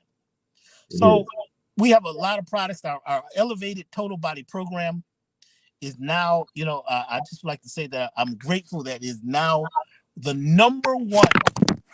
They're telling me that it's the number one natural holistic parasite cleanse program on the planet. No one ever did the work that we did. It's number one. It's called there's the total body and there's the elevated total body program. I'm like, wow, I had no idea. But people from all over the world realize that the old school, some of the old school herbal products may not work because we're in a different place in the universe. So every 3 months, I'm changing my formulations. Why? Because we're in a different place, in a different space, and plants change, the soil changes, right? Everything changes, the stars that are in the sky shift. So you've got to be ready to shift your product. You've got to be able to shift your food. You've got to be able to move things based on the mood or the vibration in the world. So right now, every product that we're creating at Elevation Foundation for Abundant Life, what we're doing is we're changing the frequency based on what's happening out there. So we make everything in very small batches. We don't make a lot of stuff and have it sitting on the shelf forever. Very small batches. I have to touch everything. I have to taste it. A lot of the herbs we're picking, or we're getting them sent in from very special places, because this is a hands-on old school thing. Like a lot of you who are gardening, right? You really want plants that's really going to help you? Take the seeds and put them in your mouth. Spit the seeds out, now plant them. That seed just now took on the encoding process from your body, and that plant is going to grow based on the homeostasis, or what creates homeostasis in your body, based on the saliva, based on the energy that you need. It's really interesting when you start studying not just herbalism, but metaphysical herbalism and quantum physics. You have a lot to do with what you are creating, more than you think. Once you stop complaining and stop saying what they are doing, what are you doing? What can you do? There's some things that are out of our control. Yes, that's true. There's things that are out of our control, but there's also things that you can do to change things, because disease is a teacher. Mm. Everything is a teacher. Life is teaching you. Love is a teacher. Hate is a teacher. Fear is a teacher. You don't want to, there's a healthy amount of fear to protect yourself. But when you become inferior, and you got an inferiority complex, and you wake up every day afraid, you're done. You can forget it. The average person, brother, is dead waiting on dirt. I'm going to say it again. They dead waiting on dirt. They zombies. Especially after the last 3 years or so. Folks are done. But there's another group of people who are totally awake, who are taking full control and taking advantage, starting businesses in their houses, helping other people, doing random acts of kindness, smiling a little more, speaking, how you doing, brother? How you doing, sister? Good day. Putting a smile on your face, breathing life over things. That's what we are. So make sure that, you go to elevationtime.com. Like I said, there's the Elevated Total Body Program for those who would like to do the 28-day detoxification program. That's there. We have products there that can help with radiation and purify water. There are now also classes. There's a bunch of classes that you can take. I have a bundle of 14 of my greatest classes for one deal. 14 classes. It's like 600. I forgot how many hours it is, man. I want to say, because each class is 14 of them, and they're about 4 hours each. You're like in college. I'm teaching you how to take control of your vehicle. Wow. And stop waiting on being saved, and save yourself. So there's the classes, there's workshops, there's things coming up very soon that, we'd love to have you involved with, but you got to be ready. Don't miss out on God Power 2. And if you'd like to come to the awards, the Conscious Awards, is going to be a powerful thing in Miami on July the 30th. There's never been anything like this done in history. But we're giving people their flowers now. People that are really doing the real deal. So there's a lot going on. I love most of you, and brother, I love you for even invite me, and I'd love to get down there to yes, do sir. something. There's a few people that have said they wanted to do something in Houston or in Dallas too, but it hasn't come to be, and I think they're waiting on you. They're waiting on your situation. Yes, sir. Yes, sir. So, we're going to make it happen, man. We're going to make it happen. I definitely would love to have you back on to promote what you're doing, and also to elevate the minds out here, so we can bring you here, and they will come when you appear, because they need to hear everything you're saying, brother. You're right on time. I thank you. Your information is so profound, prolific. It has touched me. I'll be definitely looking into the radiation entities on your website, as well as the detox. I thank you for being who you are. You talked about good brother Carl Nelson, and way back in the 90s doing this, getting down, representing the right way. So I just thank you, and I thank the divine for allowing you, and you allowing it to work through you. And because of you doing what you've done, you saved so many lives. And I know that this night tonight is indicative of that, and will continue to allow that to manifest and multiply. So I ain't gonna tell no lies. You the real deal, my brother, and it's nothing but respect. And we definitely want to have you come back on the show very, very soon. Well, there's a whole lot of real deals out there. I would like to thank all the people who have changed their lives, people who have overcome adversity all over the planet. People are really taking control and changing. People are healing themselves or changing themselves and changing careers, and, just taking control and, learning how to maximize the minimum. Maximize the minimum. Take the little bit that you have and do a lot with it. It's not about how much you have. It's not about how much money you have. It's what are you doing with yourself? How are you helping other people? How can you help your community or create a community? We got to become lovers again, y'all. We got to learn how to laugh and have some fun. If we can't laugh and have some fun and we mean and angry and talking about we conscious and woke, I can't do it. Thanks. What are you conscious of? You're just mad at who's controlling the world, and the people that you think are controlling the world they're just as shocked as you. They're like, well, we didn't know. Because, some of the wealthiest people in the world, when I was seeing clients, I had some very wealthy clients. Man, they were so depressed and sad. It was unbelievable. You just drove up in a $500,000 car and you're sad and depressed because money don't do it.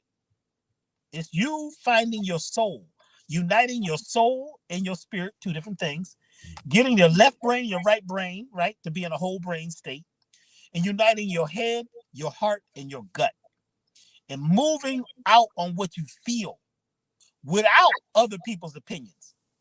See, when you start getting that thing where you got to have everybody validate you, you're done.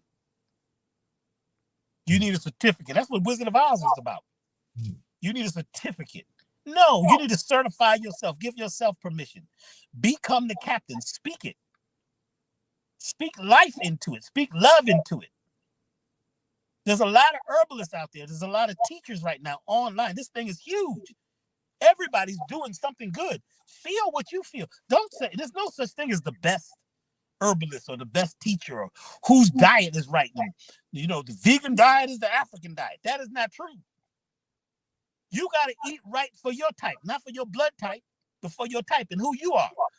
So, we got to be careful when we start putting things in these categories and pointing fingers and judging, because when you point that finger, right, at others, 3 are pointing back at you. And your subconscious hears what you're saying and thinks you're talking to yourself. Woo. Wow. Your subconscious cannot perceive or conceive of anything outside of self. So stop talking about other people. If you ain't got something good to say, don't say nothing. If you ain't got something good to offer, don't offer anything. And if you don't know something for a fact, then you are what? Assuming. Oh, it's true, man. It's on the news. Yeah. Well, you think it's true. I just saw a lecture about it. It's true. If you don't have the facts, then you shouldn't be reacting. And reacting is when you're acting again. We've got to learn to respond. We got to learn to wait and be patient and get the whole story and be an eyewitness and don't just jump to conclusions.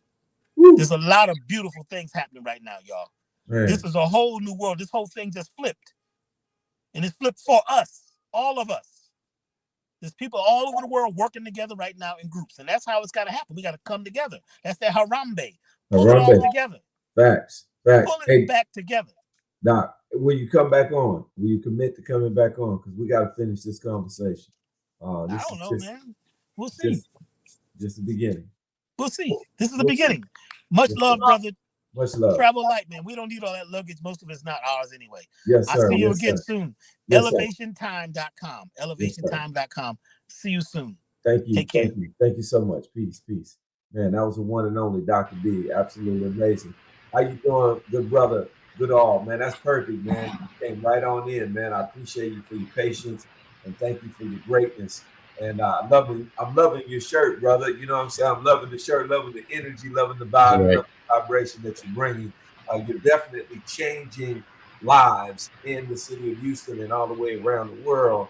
And I thank you, brother, for being not only a pearl, but giving diamonds and jewels to other brothers too. So thank you for all you do. And it's an honor, privilege, and pleasure to have you on the Conscious Mindset to break down some powerful, profound, and prolific information, and also give us some directions and information on where we need to be this upcoming weekend.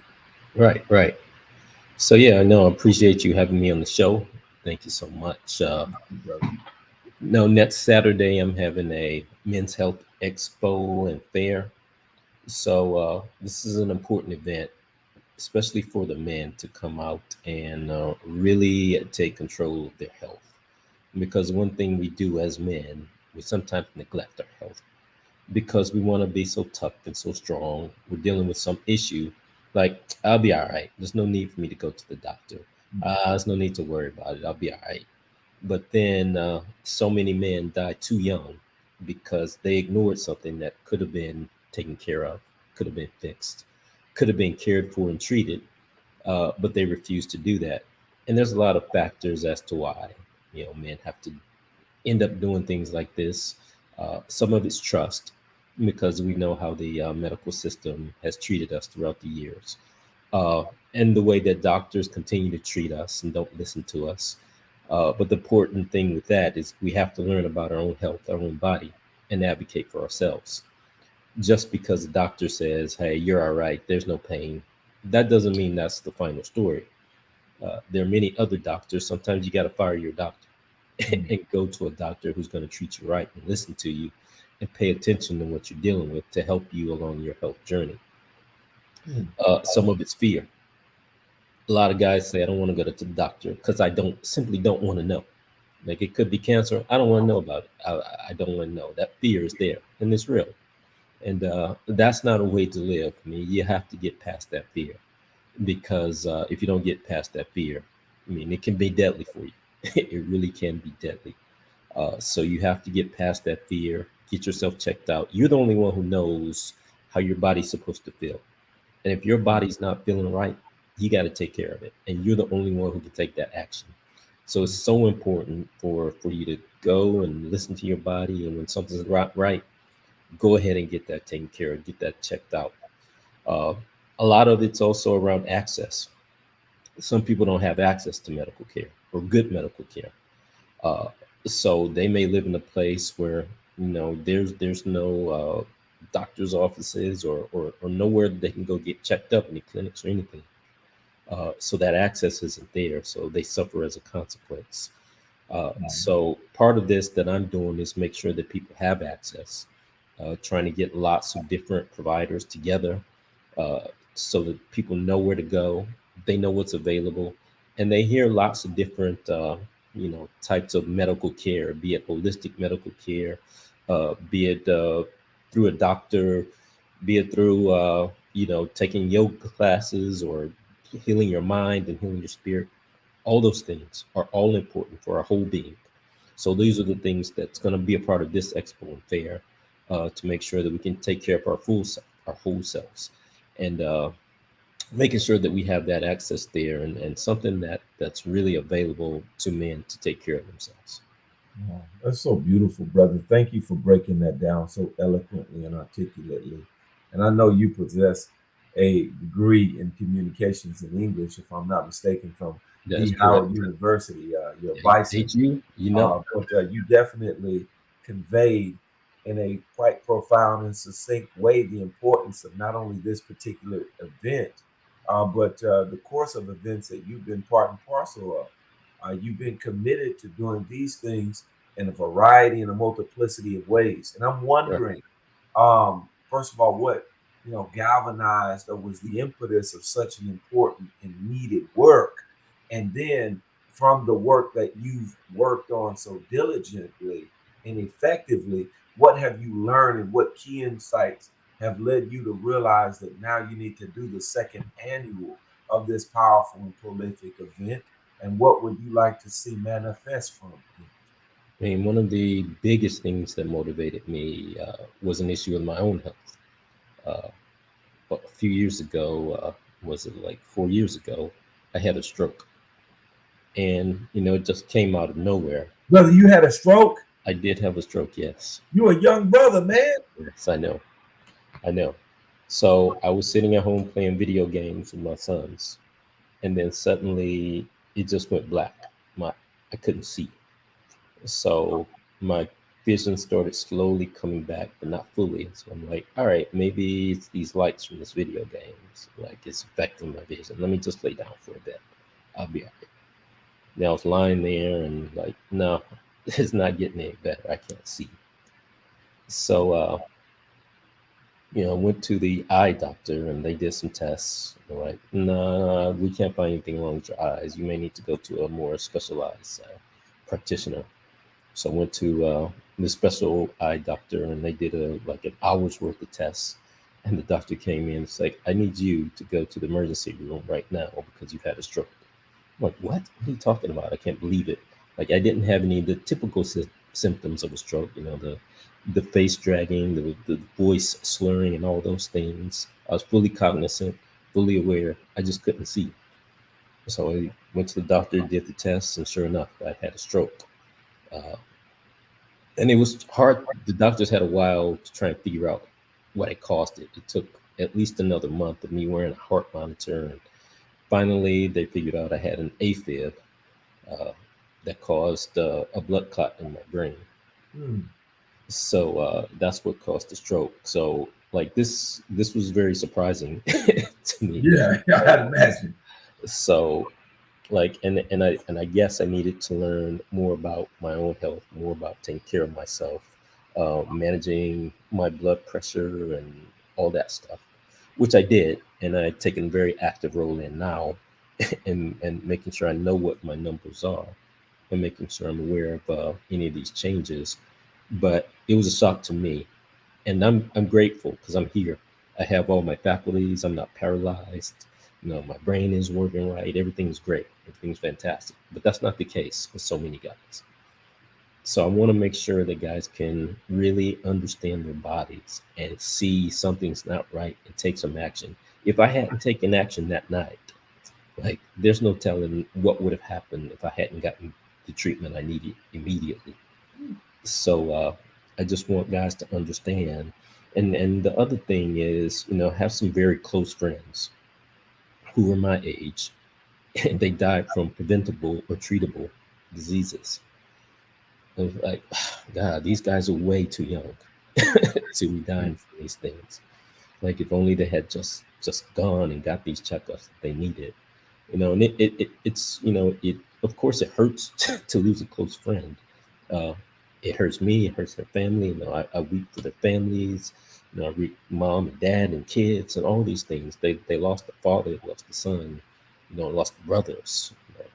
So I just don't want people to have to suffer these type of consequences for something that's really preventable and treatable. So I want them to take care of themselves, and I want if I can help and be a conduit, provide some access, provide some information.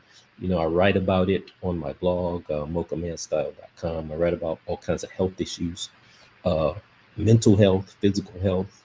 And of course, many guys neglect their own mental health because, once again, we want to be strong. We want to believe we have everything under control, but we don't always have everything under control, and that's okay. It's okay to admit that, and it's okay to talk to somebody about that. And it's okay to, if you're not feeling well, you're feeling depressed, things aren't going right in your life, you feel overwhelmed. It's okay to express that and get that off your chest and talk to somebody. It does not make you less of a man. It does not take away any of your manhood. In fact, it makes you stronger because you get some tools to be able to cope with what you're dealing with, and you can move forward and grow and thrive and move on to that next level. Thanks. Thank you for your transparency, and also thank you for explaining the importance of us being aware of our strength. And that Yes, strength is directly tied into our ability to be open, vulnerable, and aware that we all need help.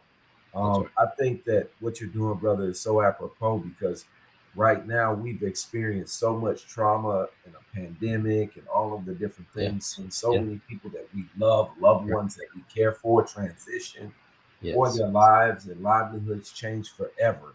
So we need this, even if we don't have a disease or illness or anything, we yeah, just need the opportunity to convene, yes, right? that's To right. connect, to Yes, get that good healing and that information, yes, and the situation will hopefully arise and get better yes. because we're taking a more proactive approach. So I just Mm, want to say thank you for right. being a beacon of that, an example of what we must do as men, because we're quick to jump out there and know we got to provide and protect and Yes, exactly. support our family.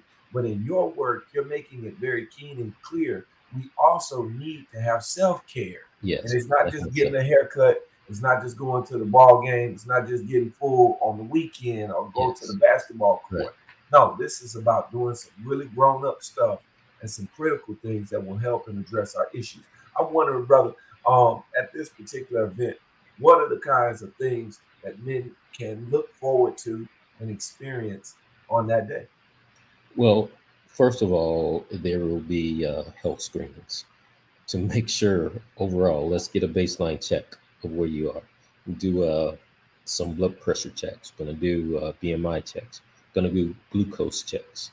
Going to do skin cancer checks. And what I want to make a point of is people don't understand is just because we're black doesn't mean that we don't get skin cancer. We do.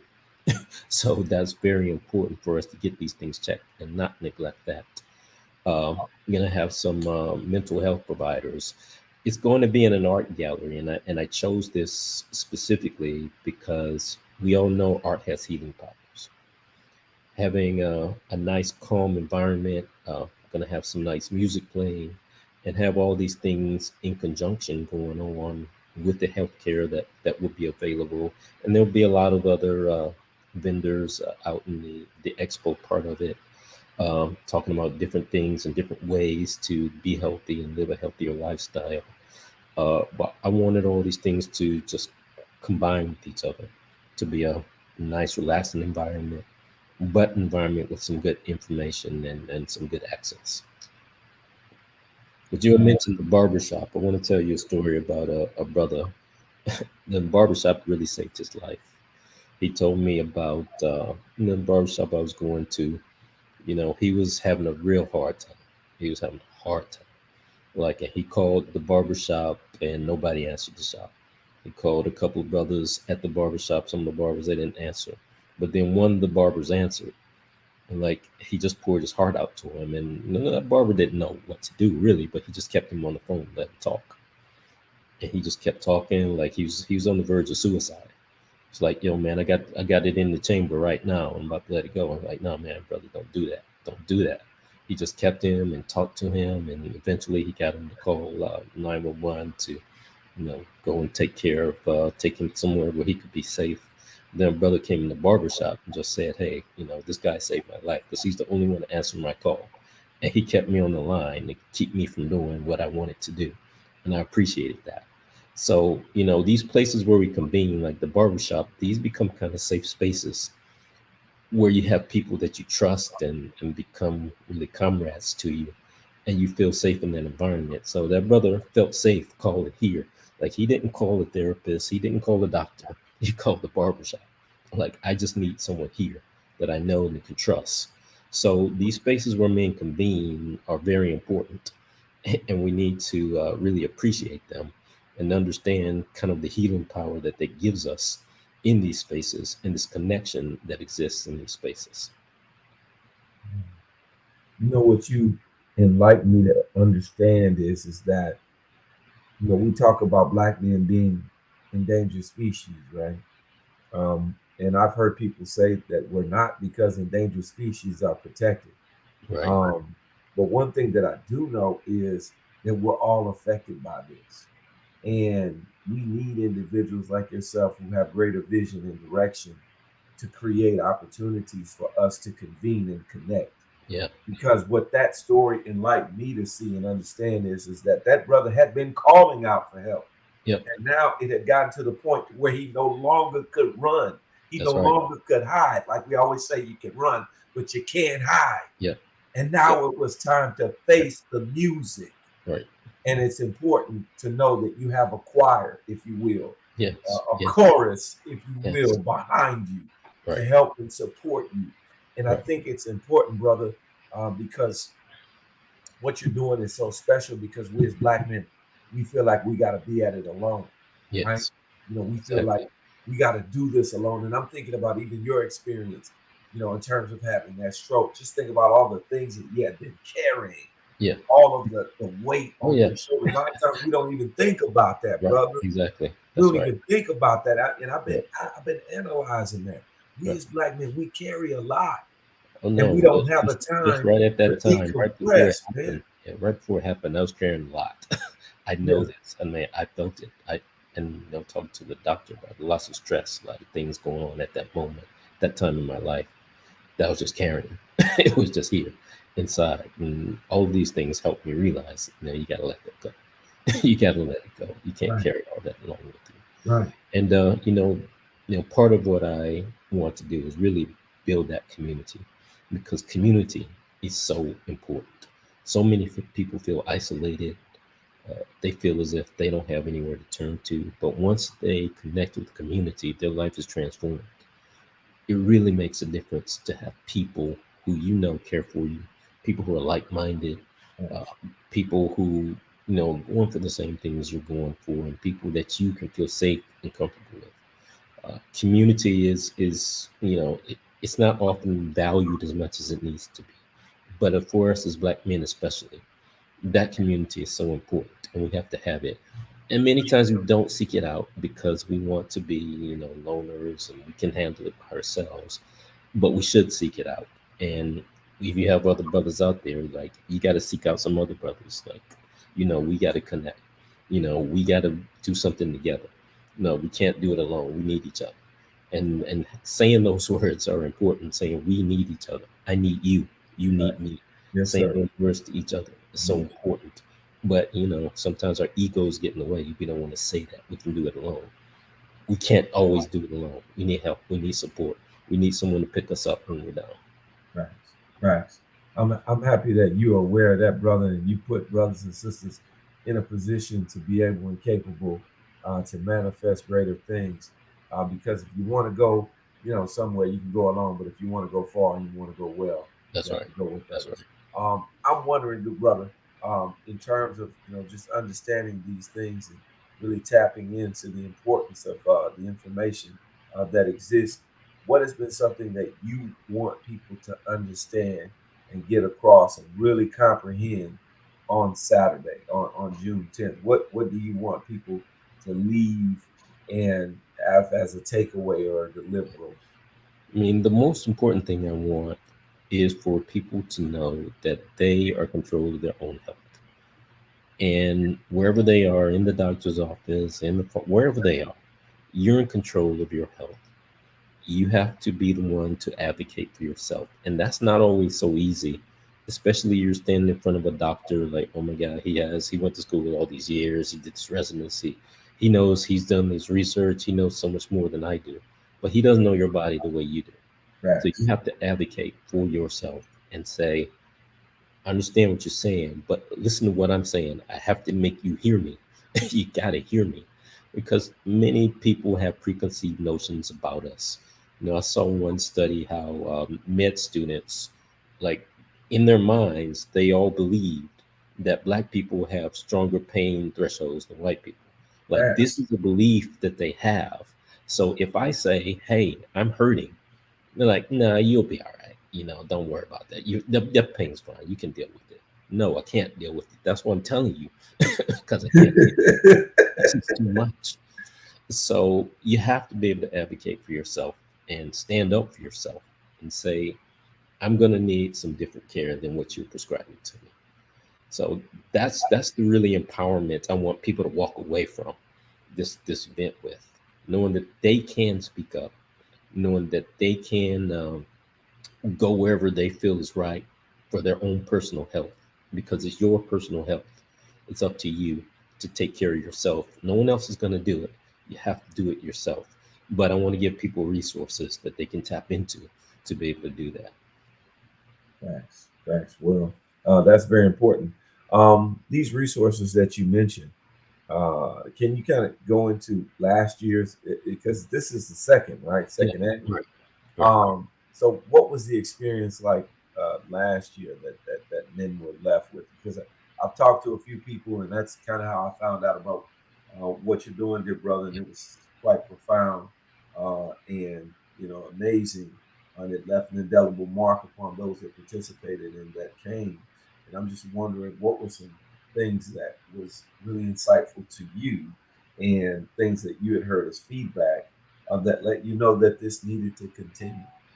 I mean, just everyone. I got very excellent feedback from the first time. One thing I did when I first started this last year, I partnered with a prostate cancer advocacy group, because 1 in 5 black men end up getting prostate cancer.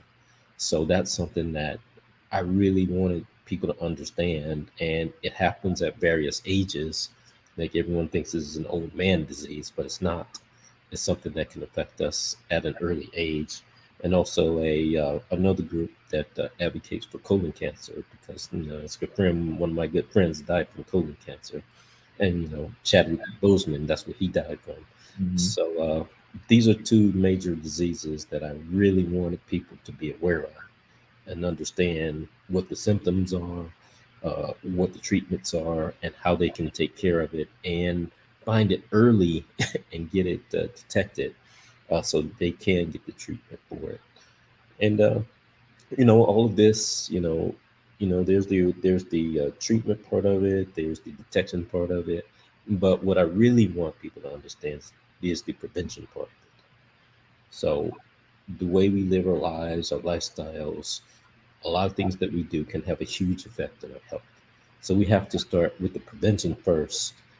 And when we get down to the times we need treatment, you know, do that fast, do it quickly, so that you can work through it. But there's a whole process that we have to go to. But it all starts with prevention and living a lifestyle that really focuses on being healthy and keeping our minds, bodies, and spirits healthy. And it's all related. It all goes together. We have to take care of our bodies. We have to exercise. We have to eat well. We have to have a spiritual practice. All these things help us to be live a more fulfilled life. So once we start doing these things, we can feel more energetic, more energized, and that kind of thing becomes infectious, and you can start telling other people, and they see it. They see it in you, like, whoa, you look different. What's going on? Like, oh, well, I started doing this. I started doing that, and it's made an improvement in my life. And we can share those improvements, and other people can be inspired by it. So, it's a chain reaction. Like, oh, I saw him do this. He had some success. Let me try it. Oh, I had some success. Let me tell somebody else about it. And that keeps going on and on and on. And it's a chain reaction of improvement. And people are living longer, living better lifestyles, and our communities benefit because of it. I want to ask you this, brother, because many people were saying, I don't want to know about if I'm sick or not. I'm scared, Yeah, I know. Um, and that's something that I know you dealt in deeply and maybe even personally having to deal with it yourself.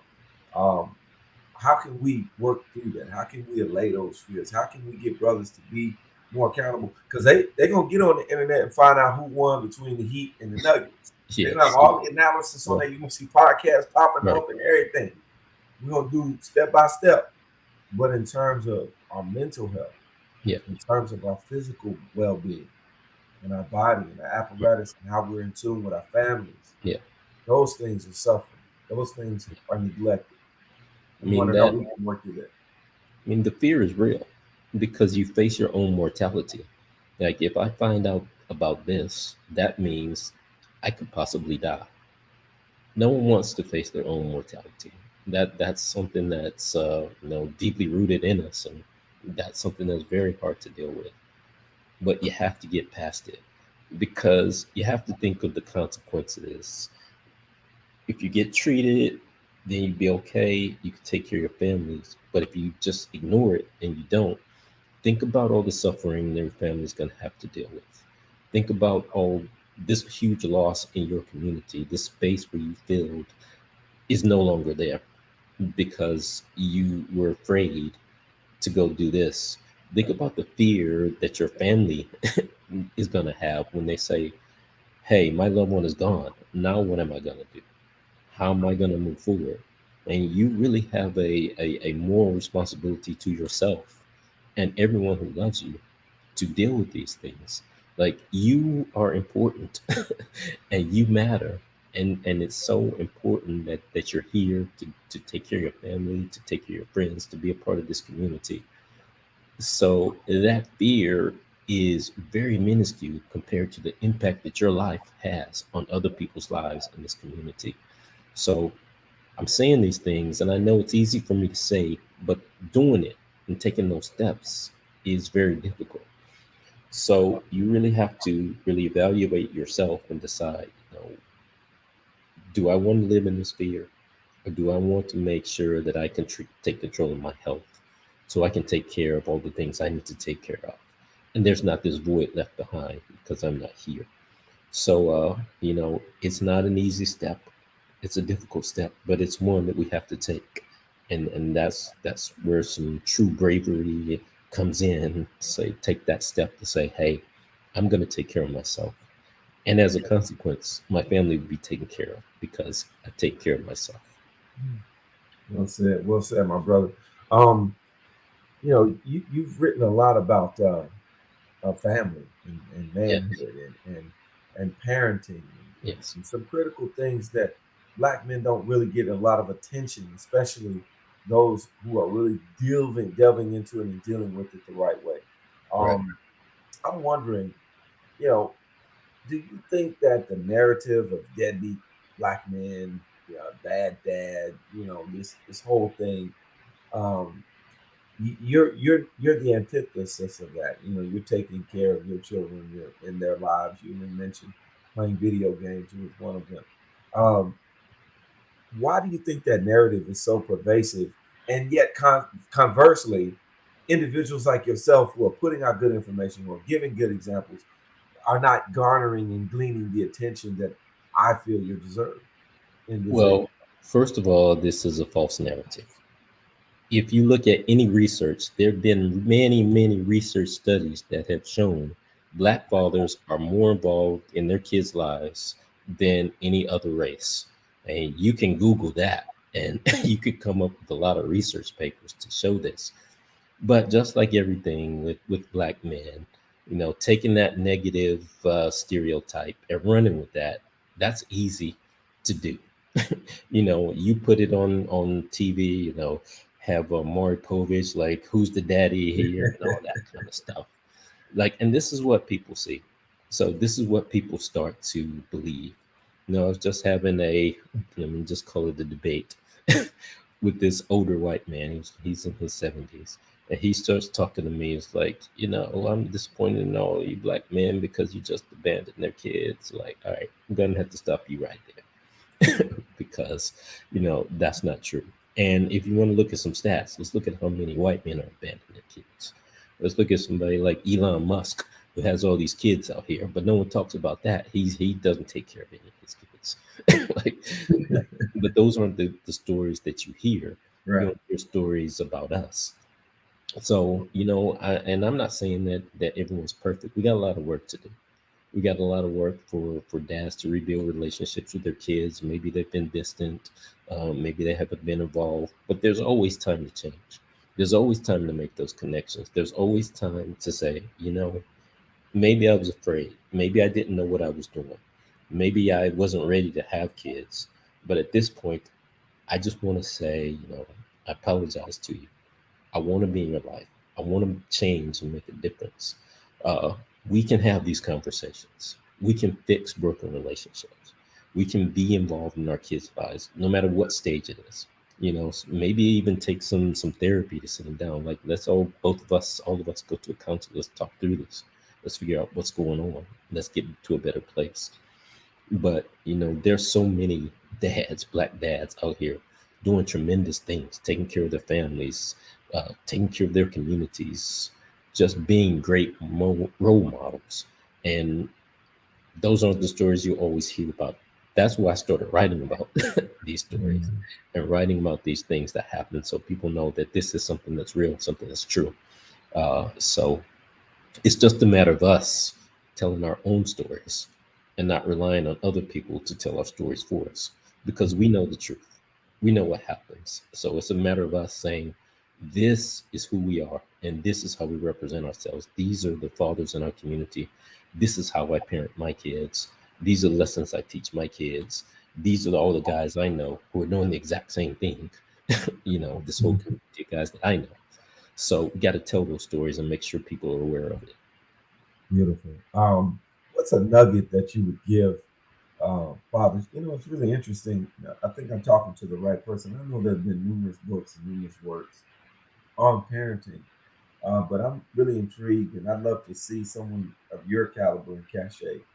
If you were to write a book on parenting, especially from the perspective of a black man, black dad, parenting young males and young females, um, what would you say to them? What would be one of the chapters that you would write in that book to hopefully inspire, motivate, and give them some specific concrete tools and utilities that they can use in shaping the youth's lives in a productive and positive and constructive way.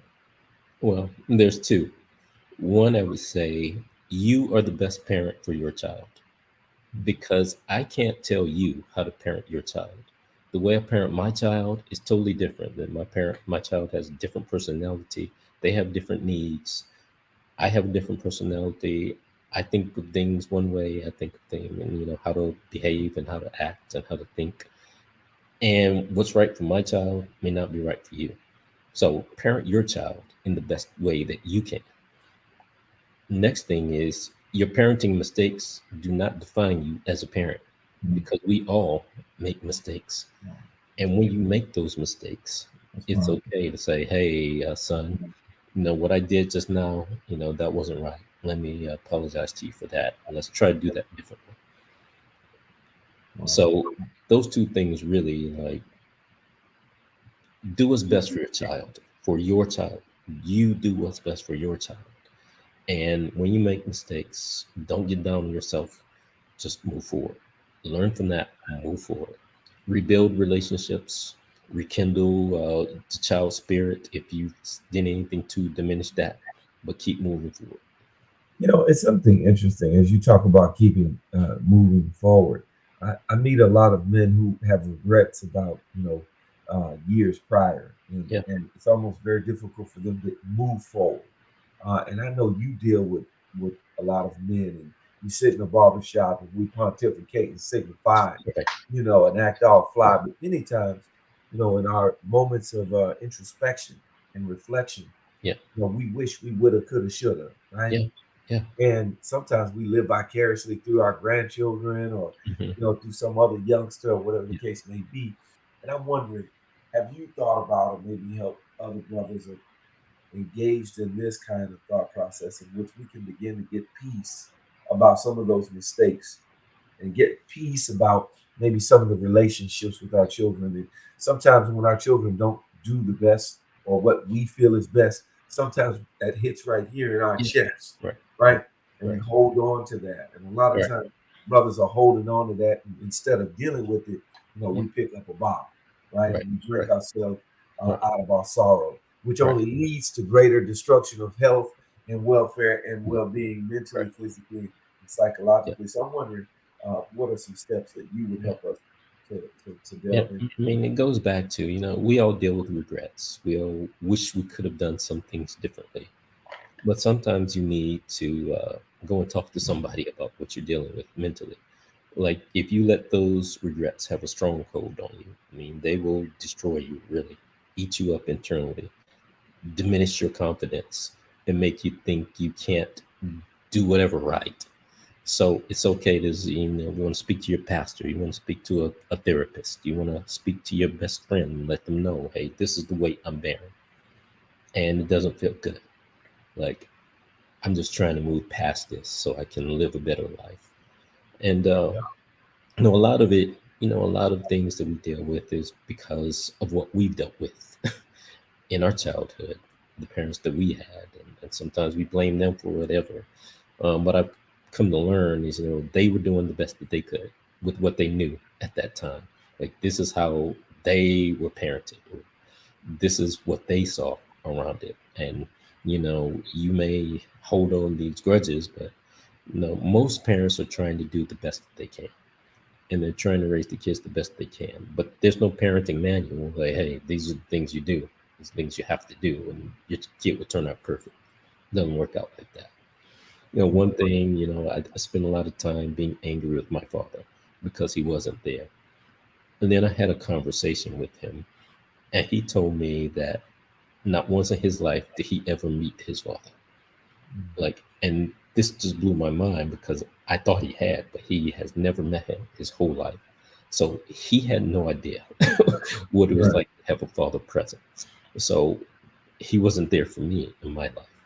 So it all started to make sense. Like, wow, like, all these patterns that have happened, like, continue to happen. And this is one reason why I decided to, I got to break this chain. I got to be different. Like I got to make sure that I'm there for my kids. So you can break these chains. You can break these generational curses. You can do something differently. Like if your dad didn't show you emotion, he worked all day. He didn't even acknowledge your existence. You can do different.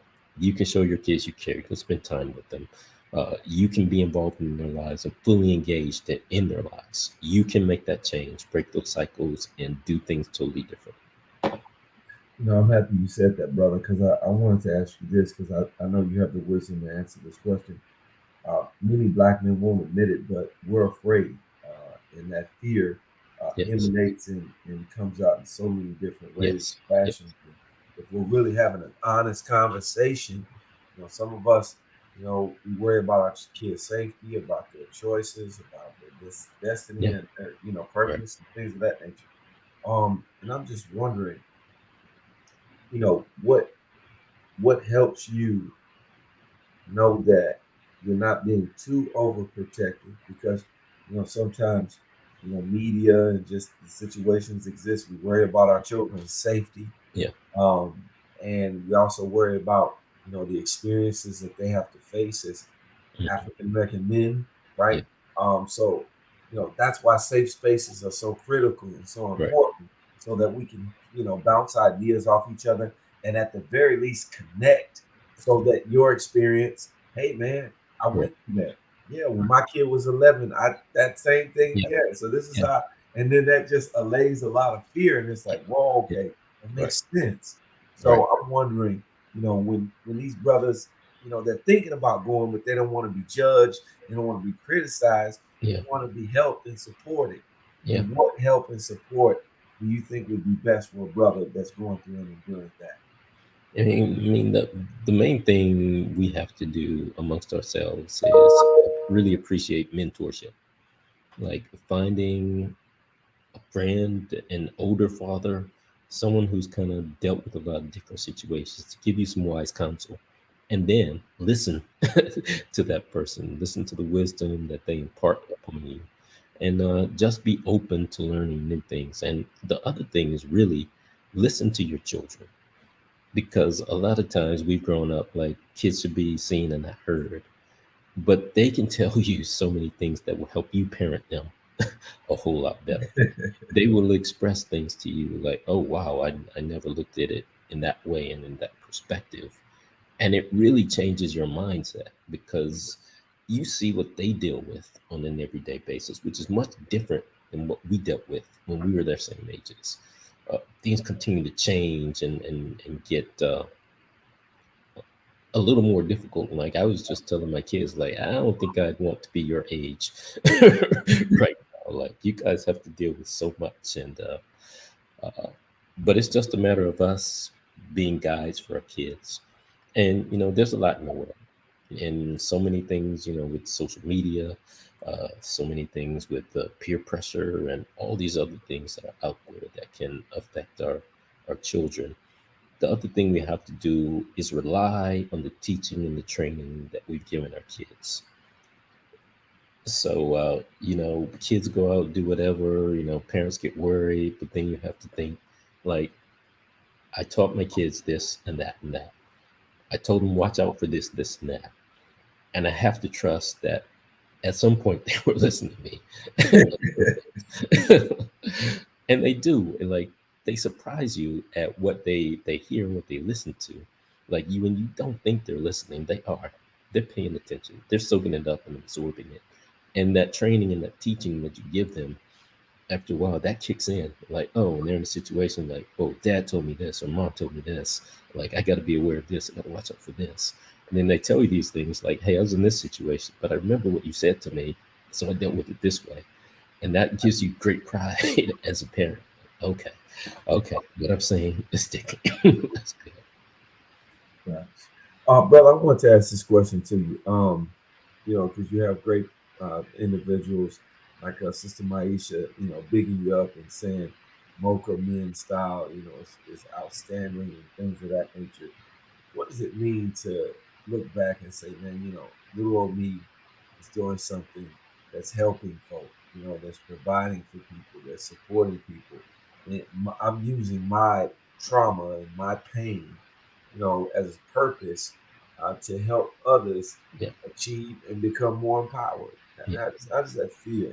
To I go from mean, it's something that's really been instilled in me my whole life. This is something my mother, like, I watched her, like, all she ever does is help people, total strangers in the store.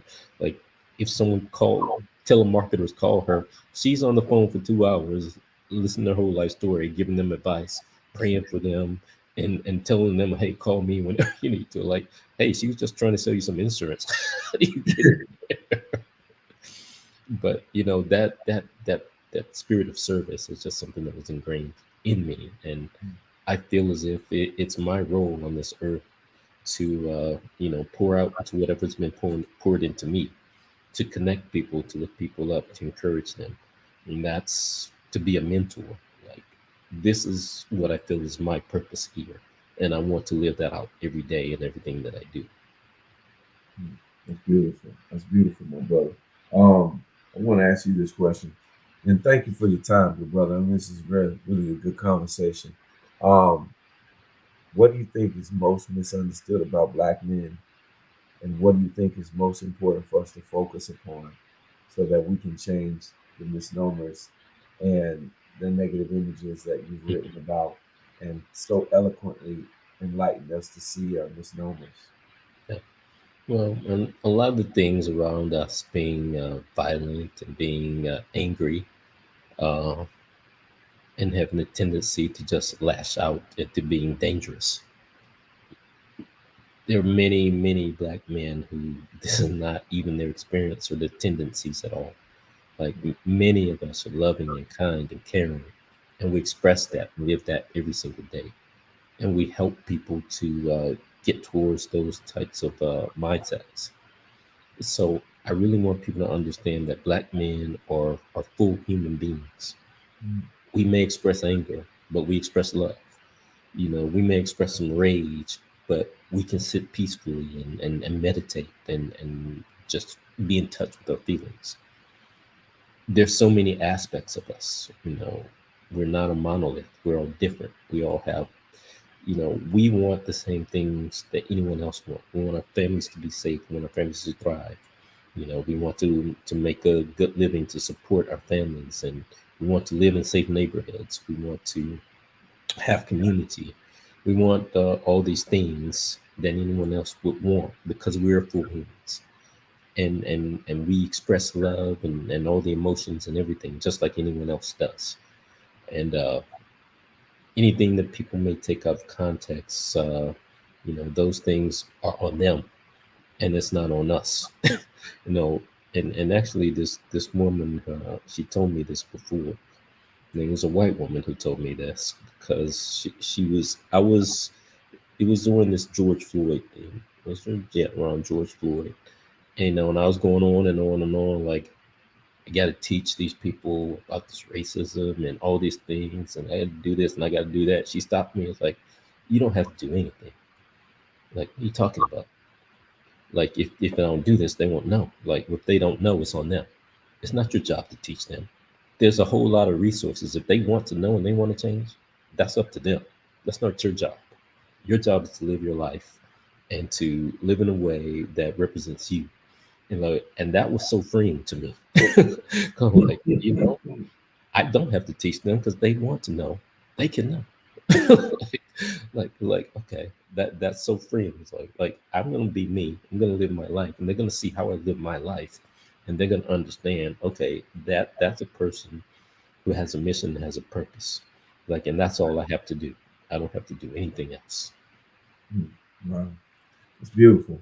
Um, why do people need to make sure that they let brothers know? And can sisters or children invited, or is just men's only? No, no, no. This is for putting on the invitation. This is for men and all the women and children who love them. Mm, So it's for anybody to come out. wow, it's beautiful. And as I ask that, it leads me to ask this question: what do you think the young men or the boys and adolescents can glean and gain from this experience? Because that right there is even more powerful. For men to be there is great, right? Man, heal thyself. But for the youngsters to see this, maybe this can help and avoid, and also, deter them from making some poor choices, Yeah, and yeah. also help them, guide them, and direct them in the Oh, just knowing that a healthy lifestyle begins early in your life. Like you have to take control of yourself. Like I tell my sons, they're athletes and they go and train and do stuff, but I have to keep reminding them, you know, you train during your whatever period that you're doing your sport, but then when it's not that period, you guys don't do anything. future. Like you got to keep up that competitive spirit. You got to keep up your workouts. You got to keep up with what you're eating throughout the whole year, and not just during the season, because that contributes to being a habit that you take with you throughout your life. So once you don't want to build up that habit, like, all right, at this time I'm going to do this, and then this time I'm not going to do anything. At this time I'll do this, but this time I won't do anything. Like you have to have that consistency throughout your life, because it gets much easier as you get. I mean, much more difficult as you get older. But if you build that foundation from the start, like the habit is just baked in you, and you just have that as part of your lifestyle. Wow. Okay, brother, that's excellent. I think you've made it very clear that we need to be there Yeah. on June 10th, and let people know how they can reach out to you, and maybe there's ways in which they can help and support and nourish and guide this wonderful, beautiful occasion. Yeah, they can just go to mochamanstyle.com. All my contact information is there. Follow me on Instagram at mochamanstyle or Twitter at mochamanstyle. Also on Facebook at mochamanstyle. Uh, the invitation to the second annual Mocha Man Style Men's Health Fair and Expo is on Eventbrite, so you can check it out there. But it's also there on the website. So go and register, invite all your friends, bring all the men, all anyone who wants to come out. It'll be a good time. Gonna have some giveaways, some prizes. We'll have one of those 360 photo booths. It's gonna be some fun. A lot of the other vendors are giving away some prizes as well. So it's going to be a fun time. To have a DJ out there. It's going to be a big party.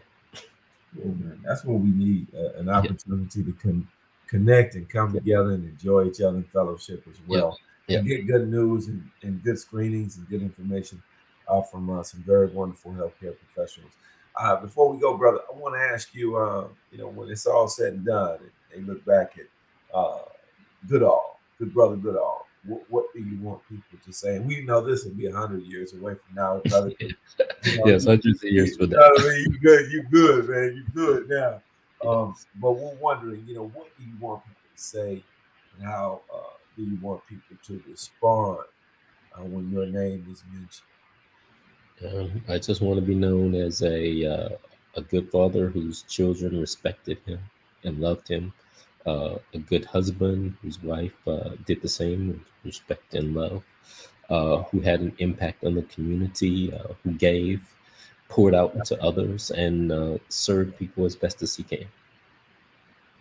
Very well said. Um, because you asked that question, what would you like to see as a takeaway from this particular event on the 10th? What would you like to see manifest from this? And there's some other things in the works for you in the future. Yeah, yeah. Well, I just want people to have a better understanding of their own health, and a better understanding, for men particularly, better understanding of their own health, take control of their health, advocate for themselves. In November, I'm working with some people in Dallas to do this event in Dallas uh, as well. So I'm in the planning process of getting this event done in Dallas, and just in August, I'm gonna have a kind of mixer for creatives because I mean, I have my shirt "Art for Good." Yeah. I really I like to create. I like to do things, and I like to be up around other creative people because they give me so much inspiration. So I'm having a mixer, and it's the second Friday in August. I can't remember what the date is, but I'm planning that right now. There's just creation and being creative also nourishes your spirit. So that's a part of overall wellness. So I'm going to do that, and probably a few more things coming up. Definitely. Yeah. Well, thank you, good brother. Yes. Um, we definitely need to work on that one together because I definitely want to get more people involved and Yeah. definitely doing a fabulous job on that as well as this upcoming June 10th, right? Yes. From June June the 10th. 6th, if I'm not mistaken. 2 to 6. Yes. 2 p.m. That's to 6 perfect. p.m. And it's at a really great place. You know, Yes. the gallery is like one of the most awesome places Yes. in the city, let alone Yes. Third Ward. You Yes. know what I'm saying? Yes. So I can tell you're connected and Right. linked in, brother, for you to be able to do it there. Right. So that's awesome. And shouts out to the Geick family for being just amazing. And Yes. thank you, brother. I want to close out with your final word, man, the final plea from a good brother like yourself. Yeah. I mean, my final plea is for all the men to take care of yourselves, take care of your families. You know, if you have any issues in your life, it's okay to talk about them. It's okay to be vulnerable. It's okay to not be well, but you have resources and tools to help you to grow and to thrive and to be better. Take advantage of those and live a life that you were put on this earth to live. Make a difference, impact your community. Most of all, love yourself, love your family. Beautiful, man. Thank you, good brother. It's been an honor to be in your presence. Your work is amazing.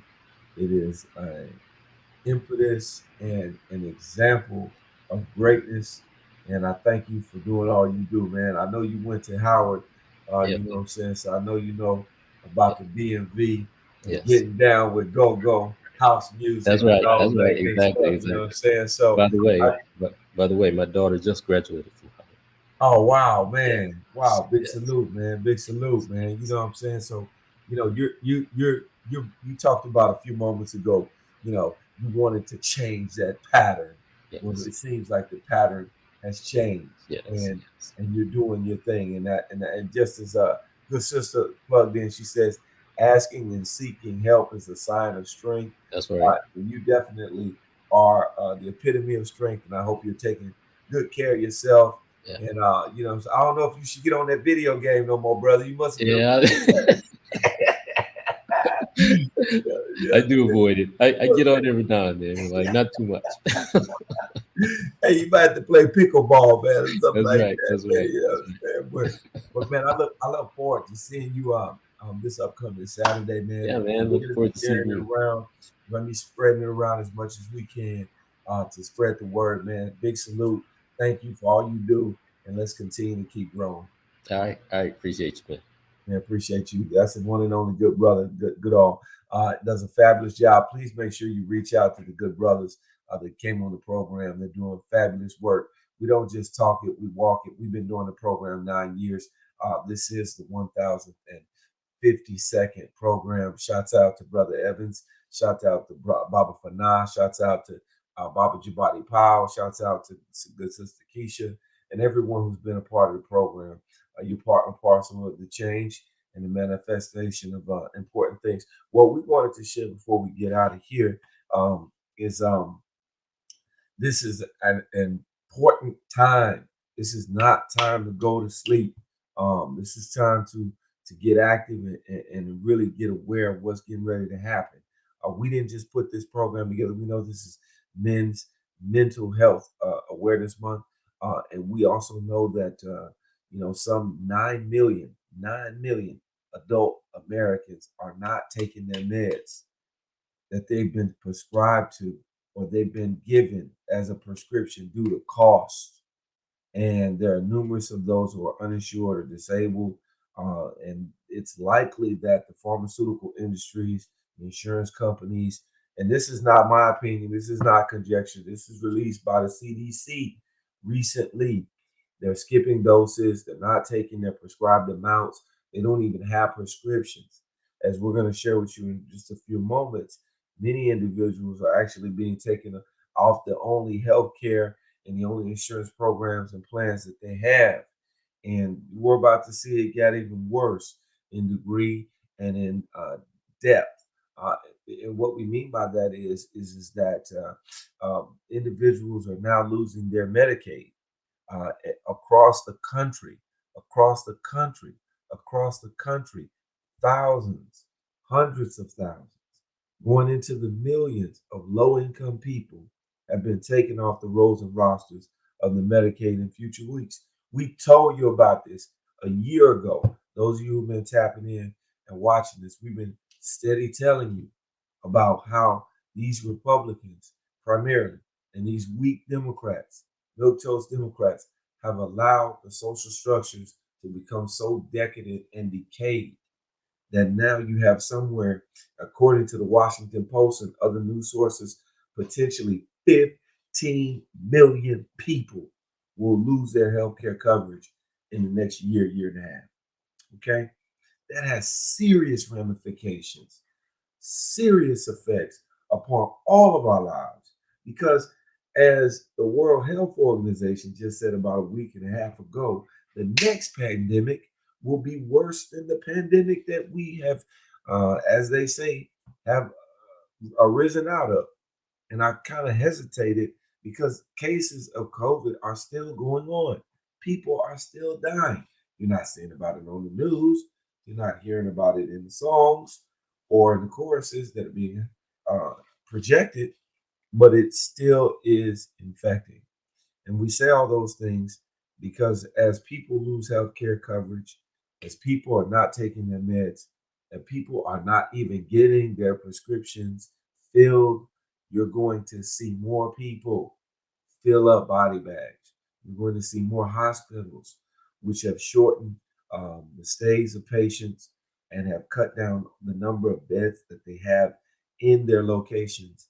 You're going to see more exasperation and deprivation. That's not us being prophetic. That's us looking at the analysis and giving you an appropriate evaluation. That we hope we're wrong, but unfortunately, we have been wrong on too much, especially these things. Um, One of the things that we want to share with you, and we think it's very important, is we haven't had inflation, we've had greedflation. I repeat, and those of you who've been watching the program, it's probably been fewer and fewer because Facebook is doing a fabulous job of shadow banning, but that's neither here nor there.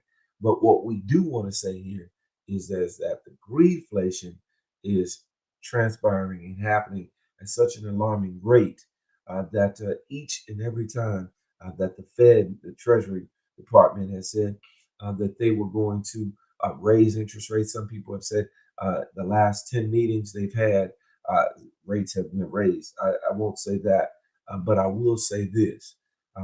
We've seen that the rates have risen and prices have not decreased. If anything, in many areas, they've risen, as we will see gas rise. Gas will rise exponentially as the barons in Saudi Arabia are decreasing and limiting the production via oil. So we're going to see prices rise more exponentially. And as you saw, those of you who are paying attention, the Senate has now blocked and put a halt on student loan forgiveness, and the $10,000 to $20,000 that potentially could have went to borrowers. Many of the so-called Democrats that were supposed to be working with Joe Biden in this program have now deflected and defected into saying that no, there are already student loan forgiveness programs, and people need to start paying. And those um, payments are now going to begin at the end of June. So we are in a state of emergency, from the political to the healthcare to our environment. We're seeing in California, uh, in about 20 or 30 years, 70% of the beaches will be dramatically and very, very, very, very obviously, from the naked eye, changed in a negative way. So, what we're striving to say before we get out of here is we need you to wake up. Those who watch this program are already up, they already know what's up. But we got to begin to get more people aware, more people cognizant and conscientious of what we need to do. It's not going to just be an easy road, but it will be an invaluable opportunity to change and transform the communities in which we live. Tag, you're it. We're the ones that we're waiting for, and there's no more time to wait or waste. So after you meditate, tag, you're it. And let's get active. And definitely, as our good sister says, we need some signs of strength. So let's ask some questions, let's seek some help, and let's help out our community. We love you.